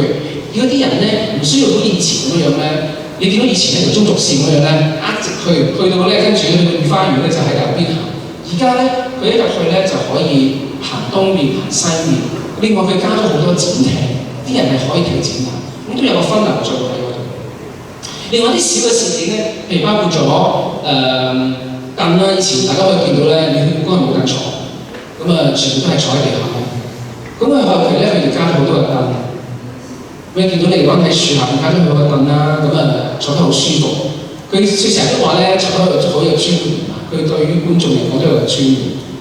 咁呢度咧其實咧我都有偷師嘅。嗱呢度咧就係我哋以前文化中心大堂咧，有冇同事去過咧？有朋友去過咧，冇凳坐。你見到右手邊咧，見到嗰兩張凳啊，一張好細嘅凳，中環咧係唔可以兩個人坐就會挨到嗰個即係貼住嘅。咁係一個好細嘅空間，見到係一啲好少嘅凳。咁我心裡覺得其實冇問題嘅喎，咁加咗好多個凳喺度。咁當時其實同事好擔心嘅，會有人瞓覺啊，會唔會有人喺度食嘢啊？咁文化中心大堂嚟㗎嘛，咁但係發覺有問題，大家其實係好自律、好尊重。咁喺度坐啦，喺度休息啦，咁其實係一個好，因為呢個覺得係一個，雖然佢本身未必係我哋文化中心嘅使用者，但係都係我哋嘅公眾。咁呢個我哋覺得我哋喺呢方面嚟講咧，我哋又喺故宮又溝到啲師。另外就都好多一啲嘅呢啲叫做一啲嘅房間咧，呢啲係一啲臨時房間嚟。咁咧本身嚟講就係一啲嘅採鋼房。佢本身嚟講係好易着火，一燒就好大問題。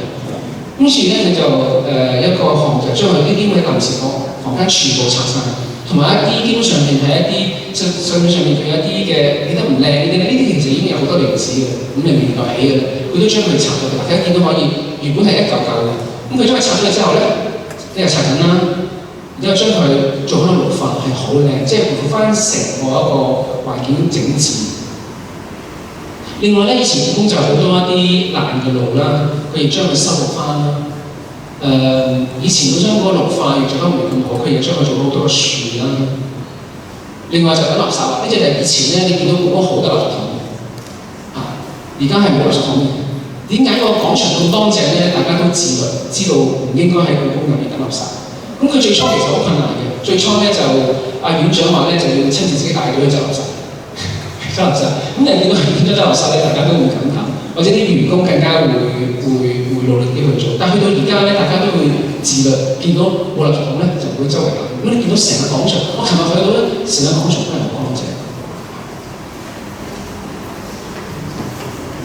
另外就係故宮咧，有一啲好多地方咧，譬如呢個龍租門咧，大家以前去到故宮咧，入邊都好多小食店啦，開餐地方啦，咁覺得呢啲其實都係對於成個環境唔好咧，於是就拆一啲嘅商品店啦，又拆，咁將佢清空翻佢原本一啲嘅地方，一啲嘅側邊一啲嘅飲嘅地方啦，奶茶、咖啡或者呢啲嘅商店咧唔好嗰啲咧，又搬走又拆。咁佢最近就將西面一啲嘅地方咧，以前呢叫冰窖，冰窖咧係以前其實放冰嘅地方。以前夏天其實故宮係好熱嘅，呢個皇帝本身咁點算咧？遇冬天佢就做定啲冰，然之後就放喺個冰窖。呢啲冰窖係好厚嘅，咁咧當時皇帝或者係啲妃嬪要飲凍飲咧，就喺冰窖度攞冰。咁但係去到後期，呢啲地方已經係冇作廢冰窖做之後咧，就拎嚟做廢料。於是咧就院長就將佢咧就轉咗做一間餐廳，冰窖餐廳咁樣。咁我哋可以喺嗰度咧有飲食，咁係一個好成功嘅地方。同埋以前故宮咧就有好多一啲嘅商店，大家好耳熟能詳啲嘅商店咧，其實嗰啲賣嘅物品係同故宮嘅關係，質素又係咁好。好似呢啲咁樣咧，其實大家有印象都記得呢啲咩？好多博物館都係咁樣。咁佢就喺故宮嘅北邊咧，神武門嘅大右邊嘅地方咧，開創咗一個叫做文創體驗館，入邊有唔同嘅主題嘅展館，其實商業。咁大家就可以喺佢設計得好靚，陳列得好好，啲物件嗰個質素亦好好，有書畫啊、陶瓷啊、家私啊、器物啊、服飾啊。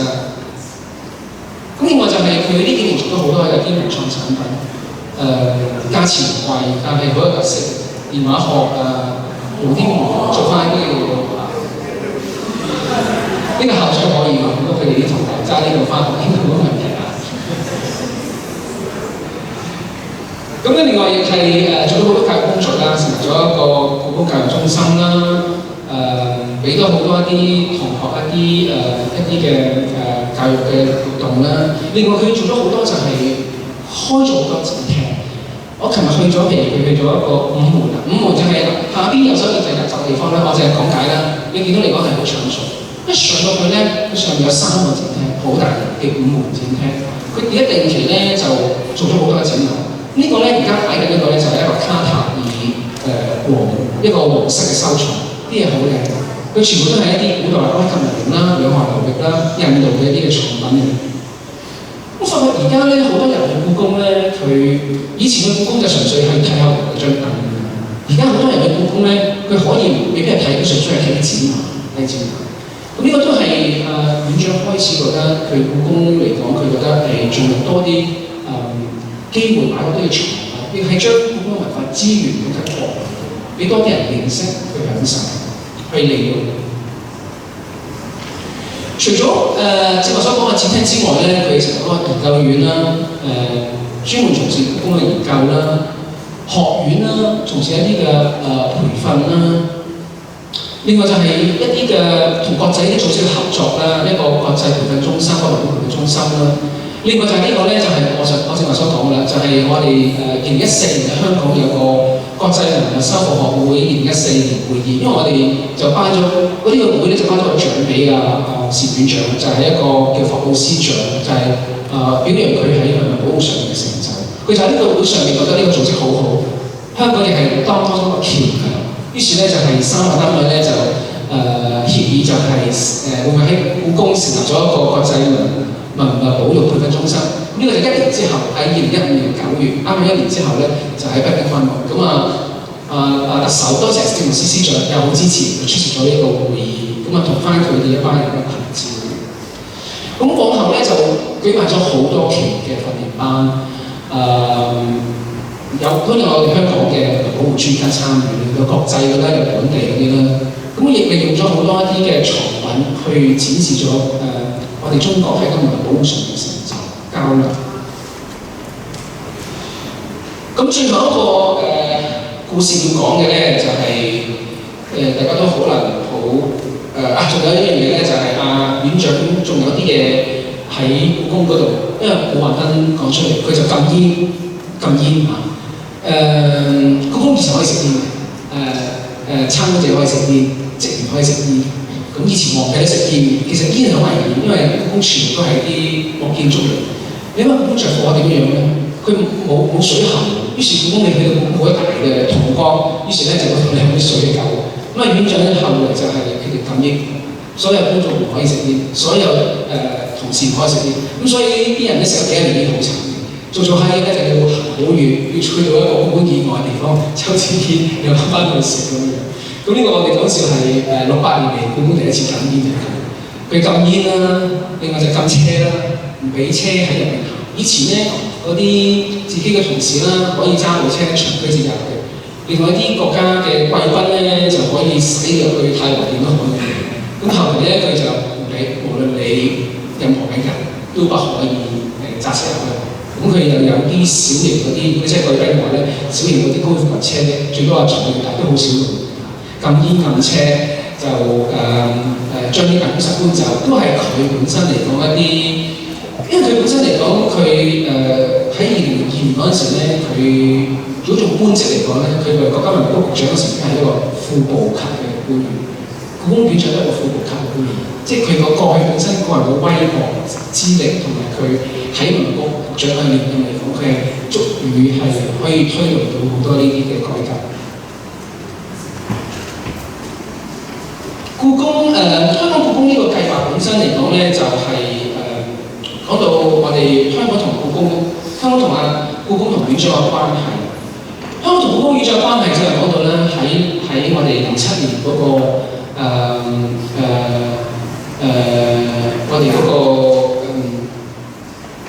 清明上河圖嗰度已經係即係結合得更加完。而呢張圖咧本身就係我哋香港嘅現特首啦，林鄭月娥女士本身嚟講，佢做發展局局長嗰陣時，都係07年嗰陣時去拜會阿成院長。其實佢兩位咧喺往後好多啲唔同項目嚟講係好多好嘅合作。咁所以其實佢哋兩個相交咗好長嘅時間喺度。咁而有好多當林局長佢做咗司長之後咧，又係好支持香港同故宮嘅合作。咁我正話講過一樣嘢就係呢個培訓中心嘅成立，佢都會參與。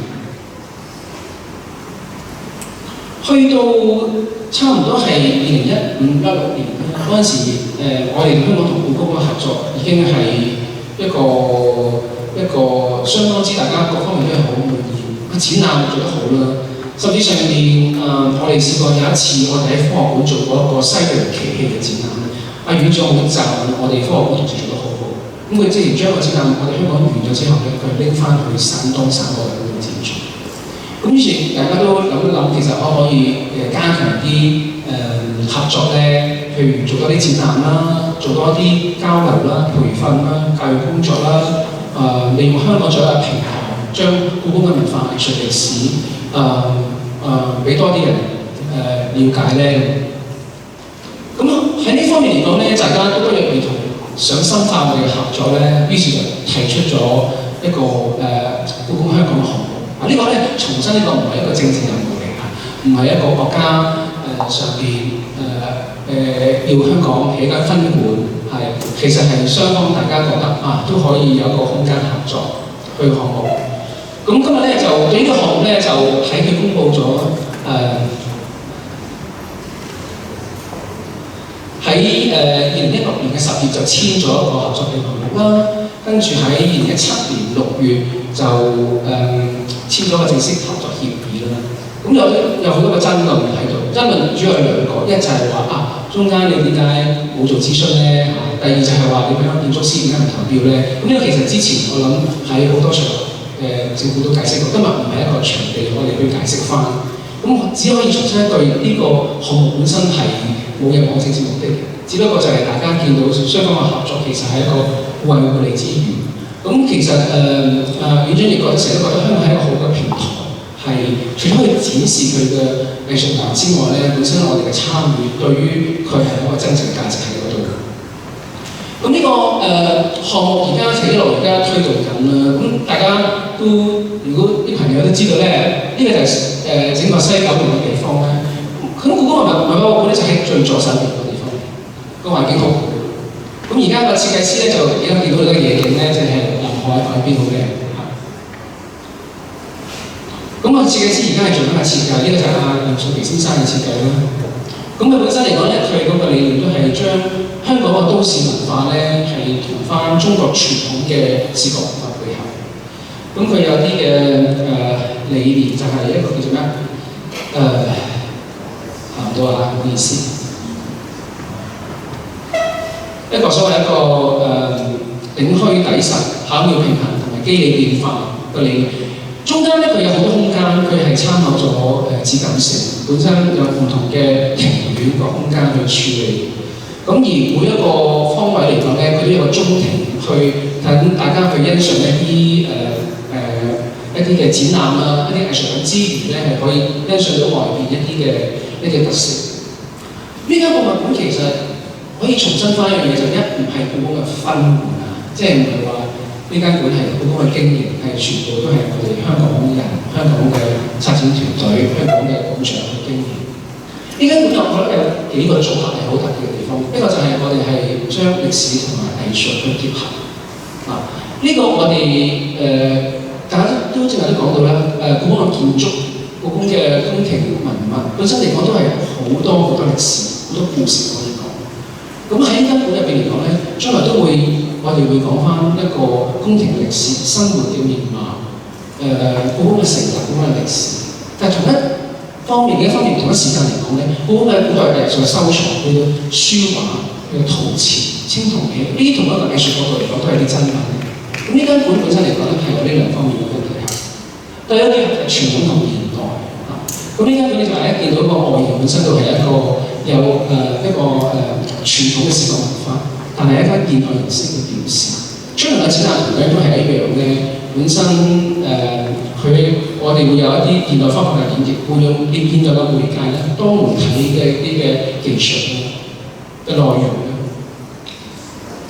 另外就係專家同公眾，好多情況咧，我哋同行咧，內地又好，香港又好，或者係一啲世界各地都好咧，博物館入邊嘅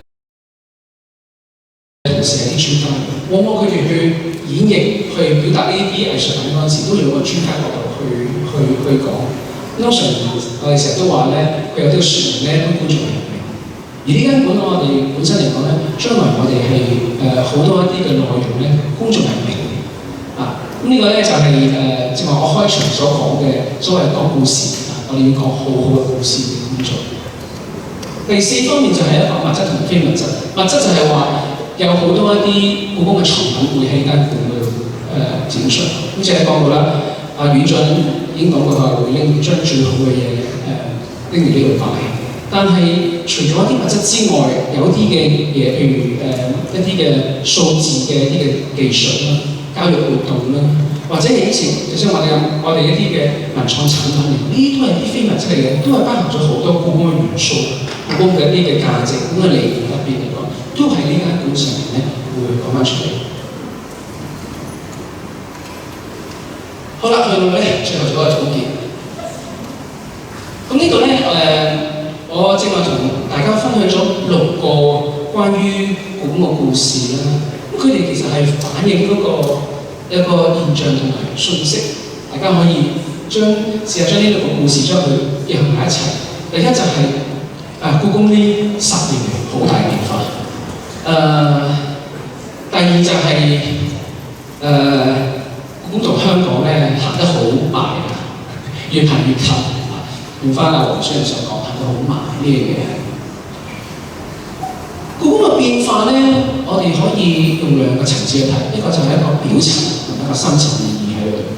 表層就係我哋可以見到正話所講嘅禁煙啦、處理人流啦、整治呢個商店啦，各方面啲嘢咧，呢個係一個管理上面嘅一個整治，呢個係現代一個博物館所需要嘅。你管理得唔好咧，無論你嘅內容點好咧，係冇用嘅。咁喺呢方面嚟講，我可以話咁多年嚟講，故宮展現出嚟本嚟係好，有好多啲嘢咧，其實係我哋學嘅嘢。譬如正話所講嘅喺網上買飛咧，我哋而家準備要1年內要做到啦。因為而家好多博物館咧仲要搣飛嘅，即係買咗10蚊嘅飛咧，搣張飛俾你嘅。咁我哋而家睇緊可唔可以更加方便到用科技去處理呢樣嘢。除咗表層一個管理以外咧，仲有一個較為深層啲嘅嘢，就係話故宮點去看待由故宮佢所保管嘅古建築、宮殿建築，佢嘅藝術品同埋佢嘅文物，佢點去保護佢，點去傳播佢？呢個其實係展示咗故宮嘅新嘅視野出嚟。咁喺故宮所擁有嘅嘢嚇，正如所講嘅建築文物，佢係大家都知道係代表咗中國文化最精妙嘅地方喺嗰度。我哋可以話係最經典嘅嘢。故宮嘅收藏本身嚟講，佢嘅青銅器係幾千年歷史，個陶瓷嘅書畫由唐代到而家，最好嘅嘢先至被宮廷收藏。所以話故宮嗰個文化藝術代表個係一個經典。咁故宮嗰個經典性係什麼東西咧？呢度我有一個註出嚟，就係佢前任館長鄭恩耀所講。佢話中國歷來咧講求氣在度咧，收藏咗係特別係輝煌時候嘅文化，幾千年嘅個氣容典章、國家制度、意識形態、科學技術、學術藝術嘅結晶嚟，係傳統文化嘅代表性係好經典嘅，沉澱咗我哋中華人。呢個係完全講得好啱，呢個完全講得好啱。咁佢話係蘊含咗中華民族生生不息嘅創造咧，係有不竭嘅一個生命力。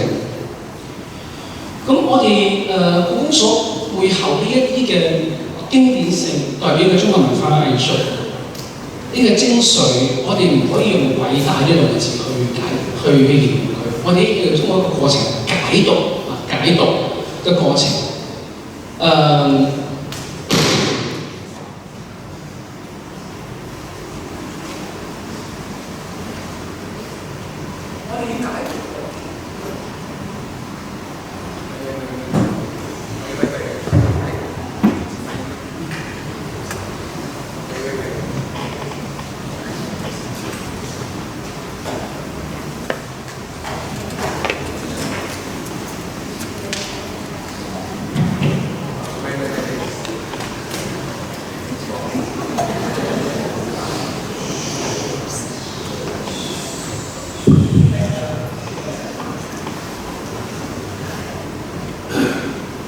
我哋要進行一個解讀同埋一個演繹嘅過程，因為呢啲嘅無論建築又好，呢啲嘅藝術品又好，佢背後其實係有好多嘅文化嘅理念同埋文化訊息，呢啲係累積咗幾千年，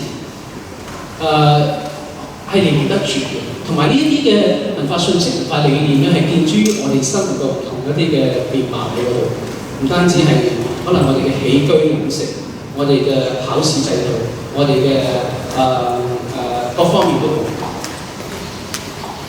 我哋要將同埋我哋要將佢串聯，我哋將佢解釋佢背後嘅理念咧，我哋去揾翻佢嗰個所謂揾出嚟嘅就係我哋中國文化核心價值。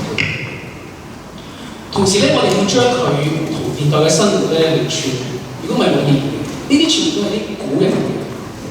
我同阿黃師兄成日都覺得咧，我哋唔知點樣要鑑古知今，要鑑古知今。睇一睇過往我哋嘅歷史同今天嘅關係喺邊一度，我哋係會揾到一啲嘅教訓出嚟，揾到一啲嘅參考價值出嚟。同樣對於呢啲文化藝術品嗰個解讀，都需要做呢樣嘢，就係話要將一啲呢段陶瓷、呢段書畫同我哋嘅生活有咩關係，可以揾到出嚟，咁而呢啲嘅串聯咧，亦俾到一啲嘅我哋嗰啲參觀者本身嚟講咧，都有唔同背景。佢有佢嘅知識體系，佢有價值體系。我哋要將呢啲嘅解讀出嚟嘅訊息同佢哋串聯，我哋叫內化 internalize， 佢將佢變成自己嘅價值，咁先至有意義。咁呢方面嚟講咧，其實香港咧係可以扮演一個好積極嘅角色。呢度咧就有位先生，大家都可能見過面，認識就係陳廣超先生啦。佢本身就係佢呢幾年咧出咗好多嘅書，做咗好多嘅教育嘅做咗好多嘅展覽，一啲教育題一啲嘅培育賽啦。呢本嘅係紫禁城啦，同埋最近有一個項目就係我啲家就紫禁城。佢係好懂去解讀呢一啲故宮嘅元素，點樣將佢同我哋嘅傳統文化串聯，同埋現代生活嘅關係咧係串聯出嚟。咁佢做個展覽同我哋合作咧，最近喺我啲家在紫禁城咧喺故宮展出。我琴日去過咧，呢個展覽仲擺緊，好有趣，就將一啲故宮一啲嘅文化符號啦、訊息咧，係將佢一個好活生生去展現出嚟。咁呢個展覽咧，除咗故宮擺之後咧，佢收尾係拎咗去廈門嗰度擺。相關嘅咧就係、好似我哋香港藝術館咧做過一個展覽叫捉到好有趣嘅展覽。就係用觸覺奇創，透過唔同年代嘅藝術品咧，將個觸嘅理念將佢傳遞出嚟。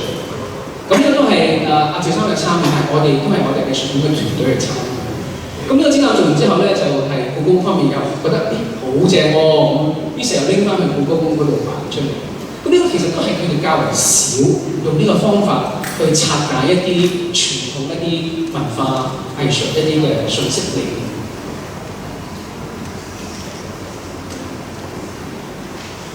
咁我哋喺前年咧，應該係舊年年初咧，做咗一系列咧一啲公眾藝術關於故宮就捉得到故宮啦，就拍一部先，大家未睇過呢度片。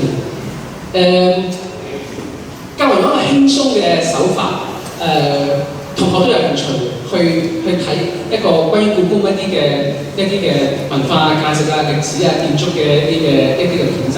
另外，你哋係做咗好多一啲巡迴展覽啦，去俾觀眾去介紹故宮嘅學校啦，做咗好多一啲嘅教育嘅一啲講座啦。甚至上面咧，我哋地鐵咧做到一啲嘅大嘅一啲嘅關於故宮嘅壁畫啦，唔係壁畫嚟，呢啲係啲教育嘅展示。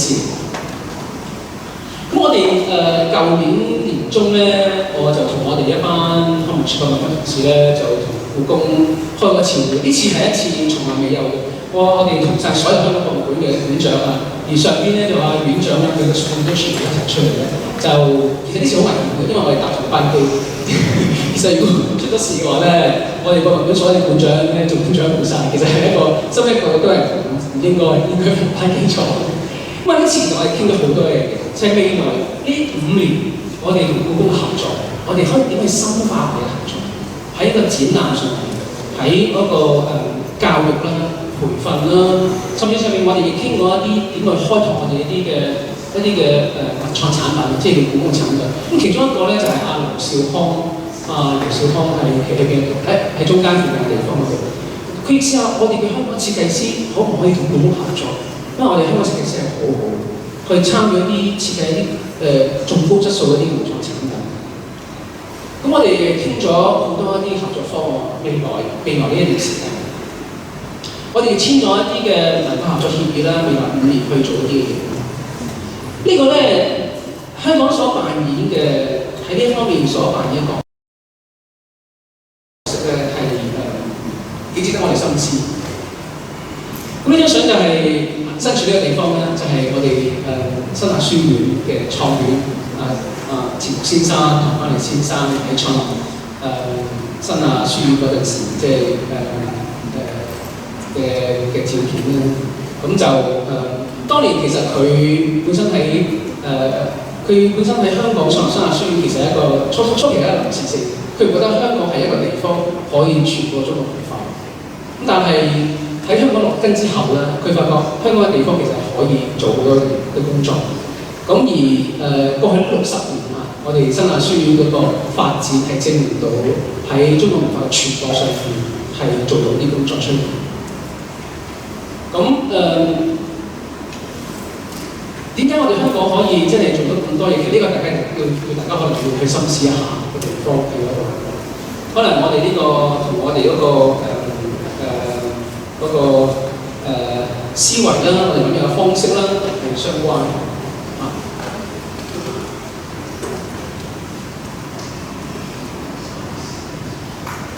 最後我想就11一點嘅總結咧，究竟故宮嘅新嘅視野咧，我哋正話可以讀個故事咧，對我哋對中國、對香港，以至到對世界有啲咩意義咧？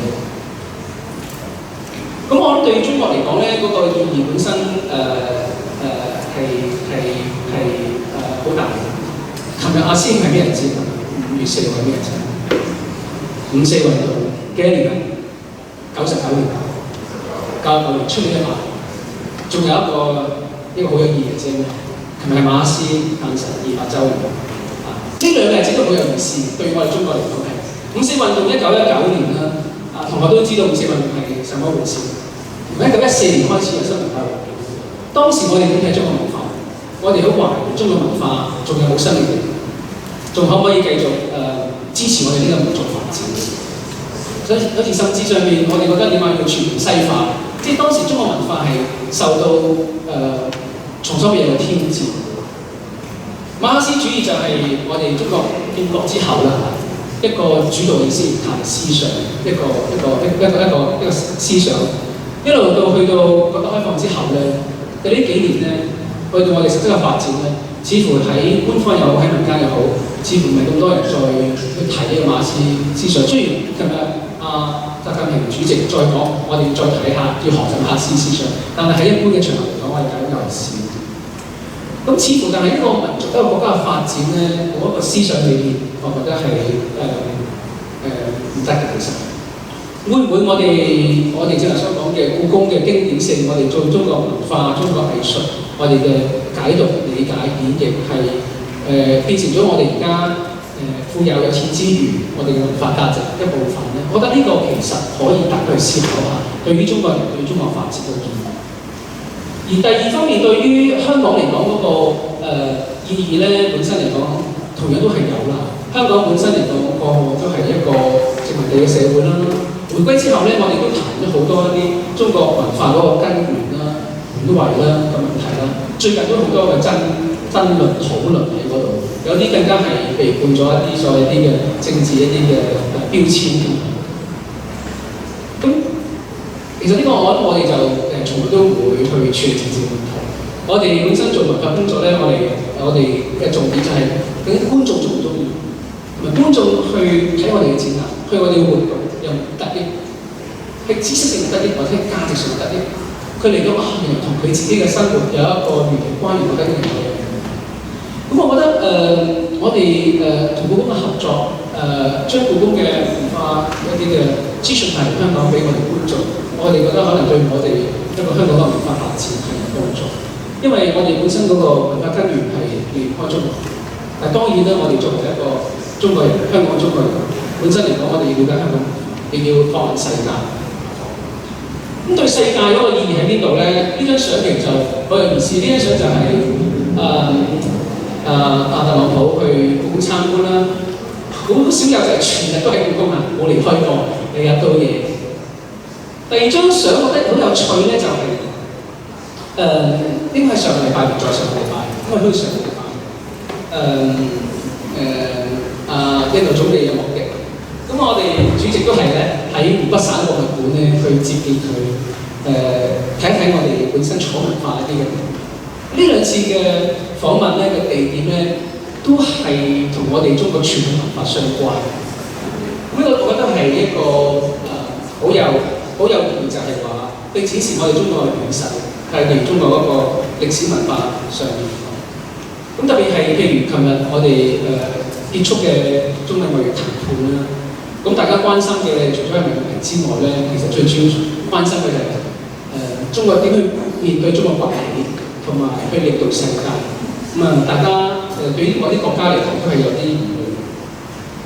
如果中國我哋要面對世界，除咗要展示我哋嗰個經濟、我哋嘅軍事、我哋嗰個政治力量之外咧，其實我諗我哋嘅中國傳統嘅文化同埋藝術都係好重要。咁我覺得可以透過呢啲文化藝術，累積咗幾千年文化藝術，話俾佢聽，其實我哋過往我哋嘅歷史文化，我哋重視和平啦，我哋重視人民關係啦，重視天人合一啦，我哋點去重視我哋同自然啦、人類啦。咁呢啲價值其實可以透過我哋嘅中國我哋個傳統文化去話俾世界聽。咁同埋而家呢個時間咧，我哋亦面對咗咧，我哋同埋嗰幾個世紀嘅啲普世價值，係從科學革命以後，去到一啲民主政治發展以嚟，一啲嘅普世價值受到啲挑戰咧，甚至上面唔要添啊！一啲我哋做咗好多年嘅環保啊、對話啊，開始去挑戰我咧。我覺得中國崛起或者係我哋可以利用呢個機會，將我哋中國文化提供一個新嘅世界觀，一個新嘅普世價值。可以令我哋嗰個人類社會發展得更加好，同埋更加美。呢個都我覺得都係我哋60幾年前我哋嘅生涯先賢錢穆先生佢喺香港做傳揚我哋中國文化個期望。咁今日咧我嘅講座就係到呢度，好嘛？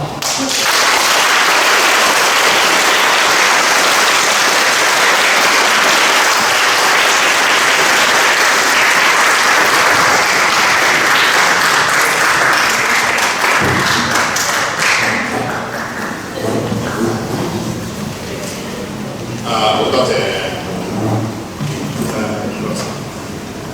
我想剛才介紹嘅時候咧，就漏咗2點嘅，咁我而家想補充下。咁嗰時喺2006年咧，就係晉升為係康樂文化事務處嘅助理處長。去到2015年嘅時候咧，係晉升為康樂文化事務處嘅副處長。所以喺呢段時間裏邊咧，佢對於博物館啦、圖書館啦，甚至係文物保育方面嚟講啦，佢嘅工作主要嚟講係集中晒喺度。咁剛才博士所講嘅所有嘅嚟講啦，都係博士所經歷嘅。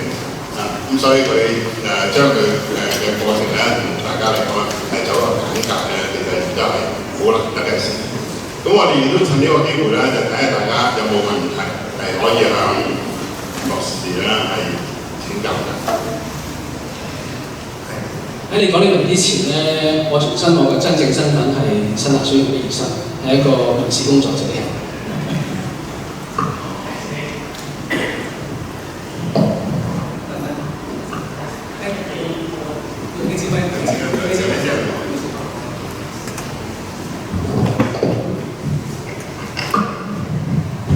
師兄嚟講，我都係新亞書院嘅畢業生嚟嘅，我袁德傑。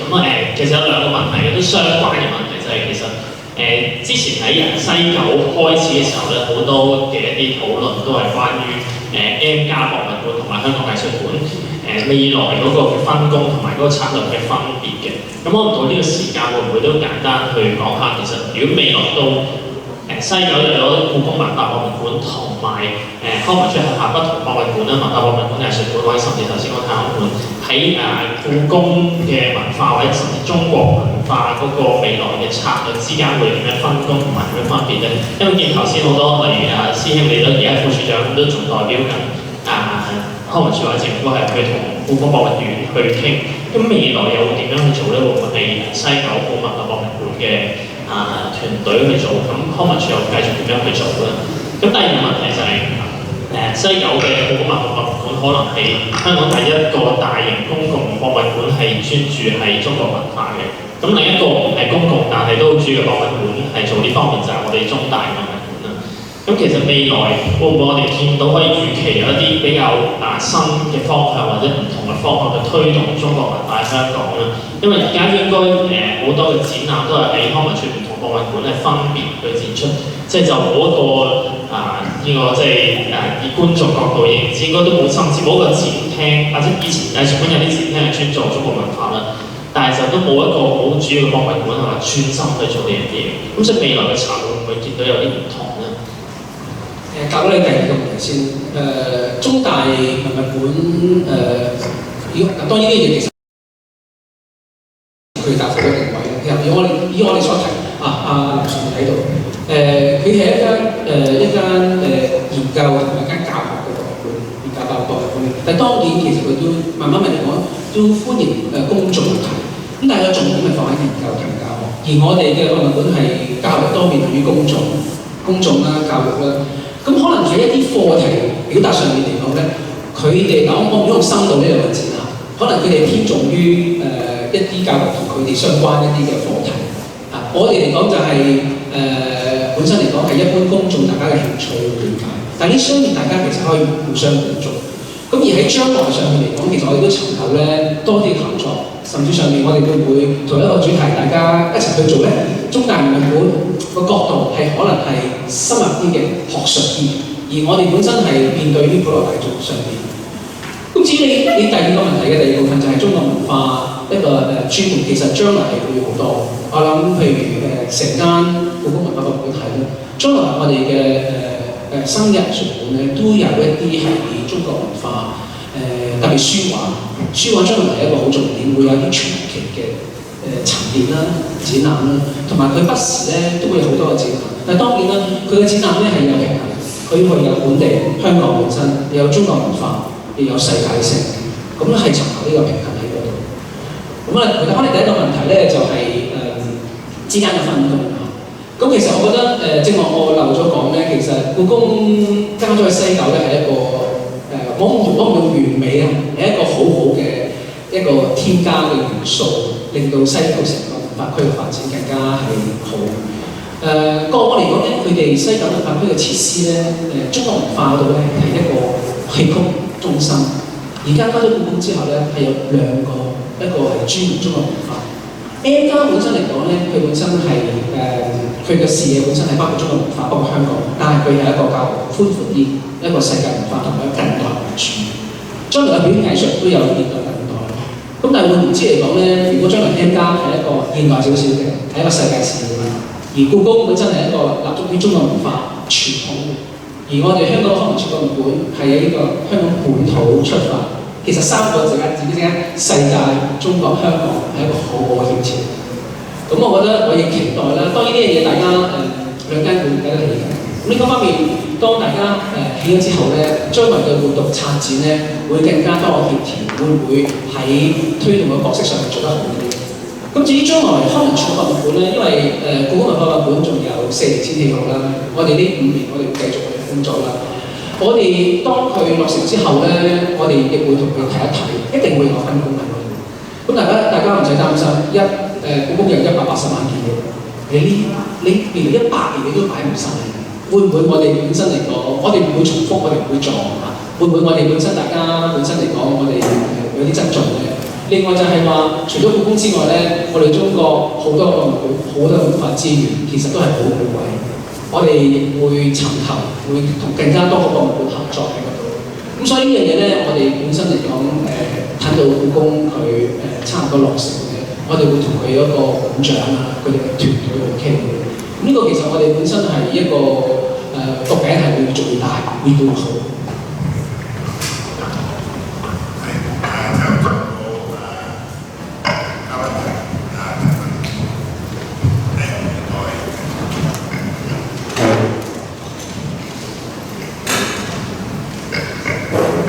好多謝你嗰個演講啊，我覺得好有趣咯，即係用個故事形式咁樣做出嚟。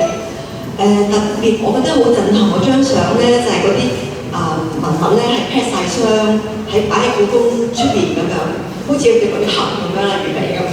咁頭先你講咧就話要經過四川、羅山、峨眉山咁，然後去南京，係咪即係國民政府 pack 啲箱，然後咧跟住佢哋走啦？咁係咪沿途咧有啲箱，即係或者係點係留咗喺羅山啊、峨眉山啊、成都啊咁樣，跟住落埋去南京咁樣，然後就有一部分好似話啲盲箱咧做咗台灣咁樣嘅，係咪即係咁樣所以散晒咁樣咧？同埋頭先你講話，你都會遲啲嚟香港嘅時候都會見到啲箱嘅，咁係咪係咯？就繼續旅行啊咁樣，咁係咪即係咁樣嘅過程？有啲係咪未開過咧嗰啲箱？咁呢樣嘢咧，可唔可以講得詳細啲咧？唔該。你想有興趣咧，你最近有一本書寫得好好，一個就係以前故宮一個賴志良先生，本身係個故宮好資深。其實佢10幾歲入故宮咧，佢一路都經歷呢啲文嘅流晒，甚至去咗台灣。咁最近有個外國人都寫一本中文嘅書，你商務都買得到，咁都會好詳細呢啲故事。其實係呢個都可以見到，其實故宮嘅文物其實等於我哋中國命運一齊行。從1931年到1949年，不斷流晒，不斷去。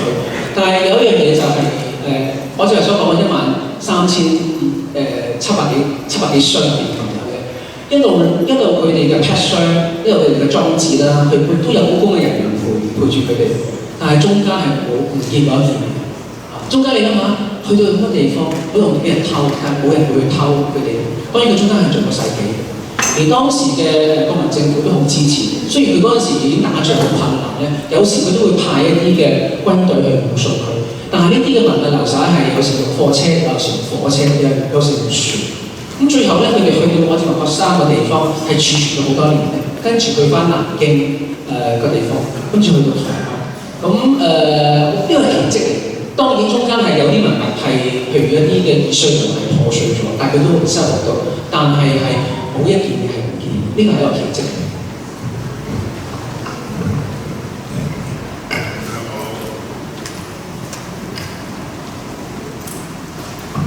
同學有冇問題啊？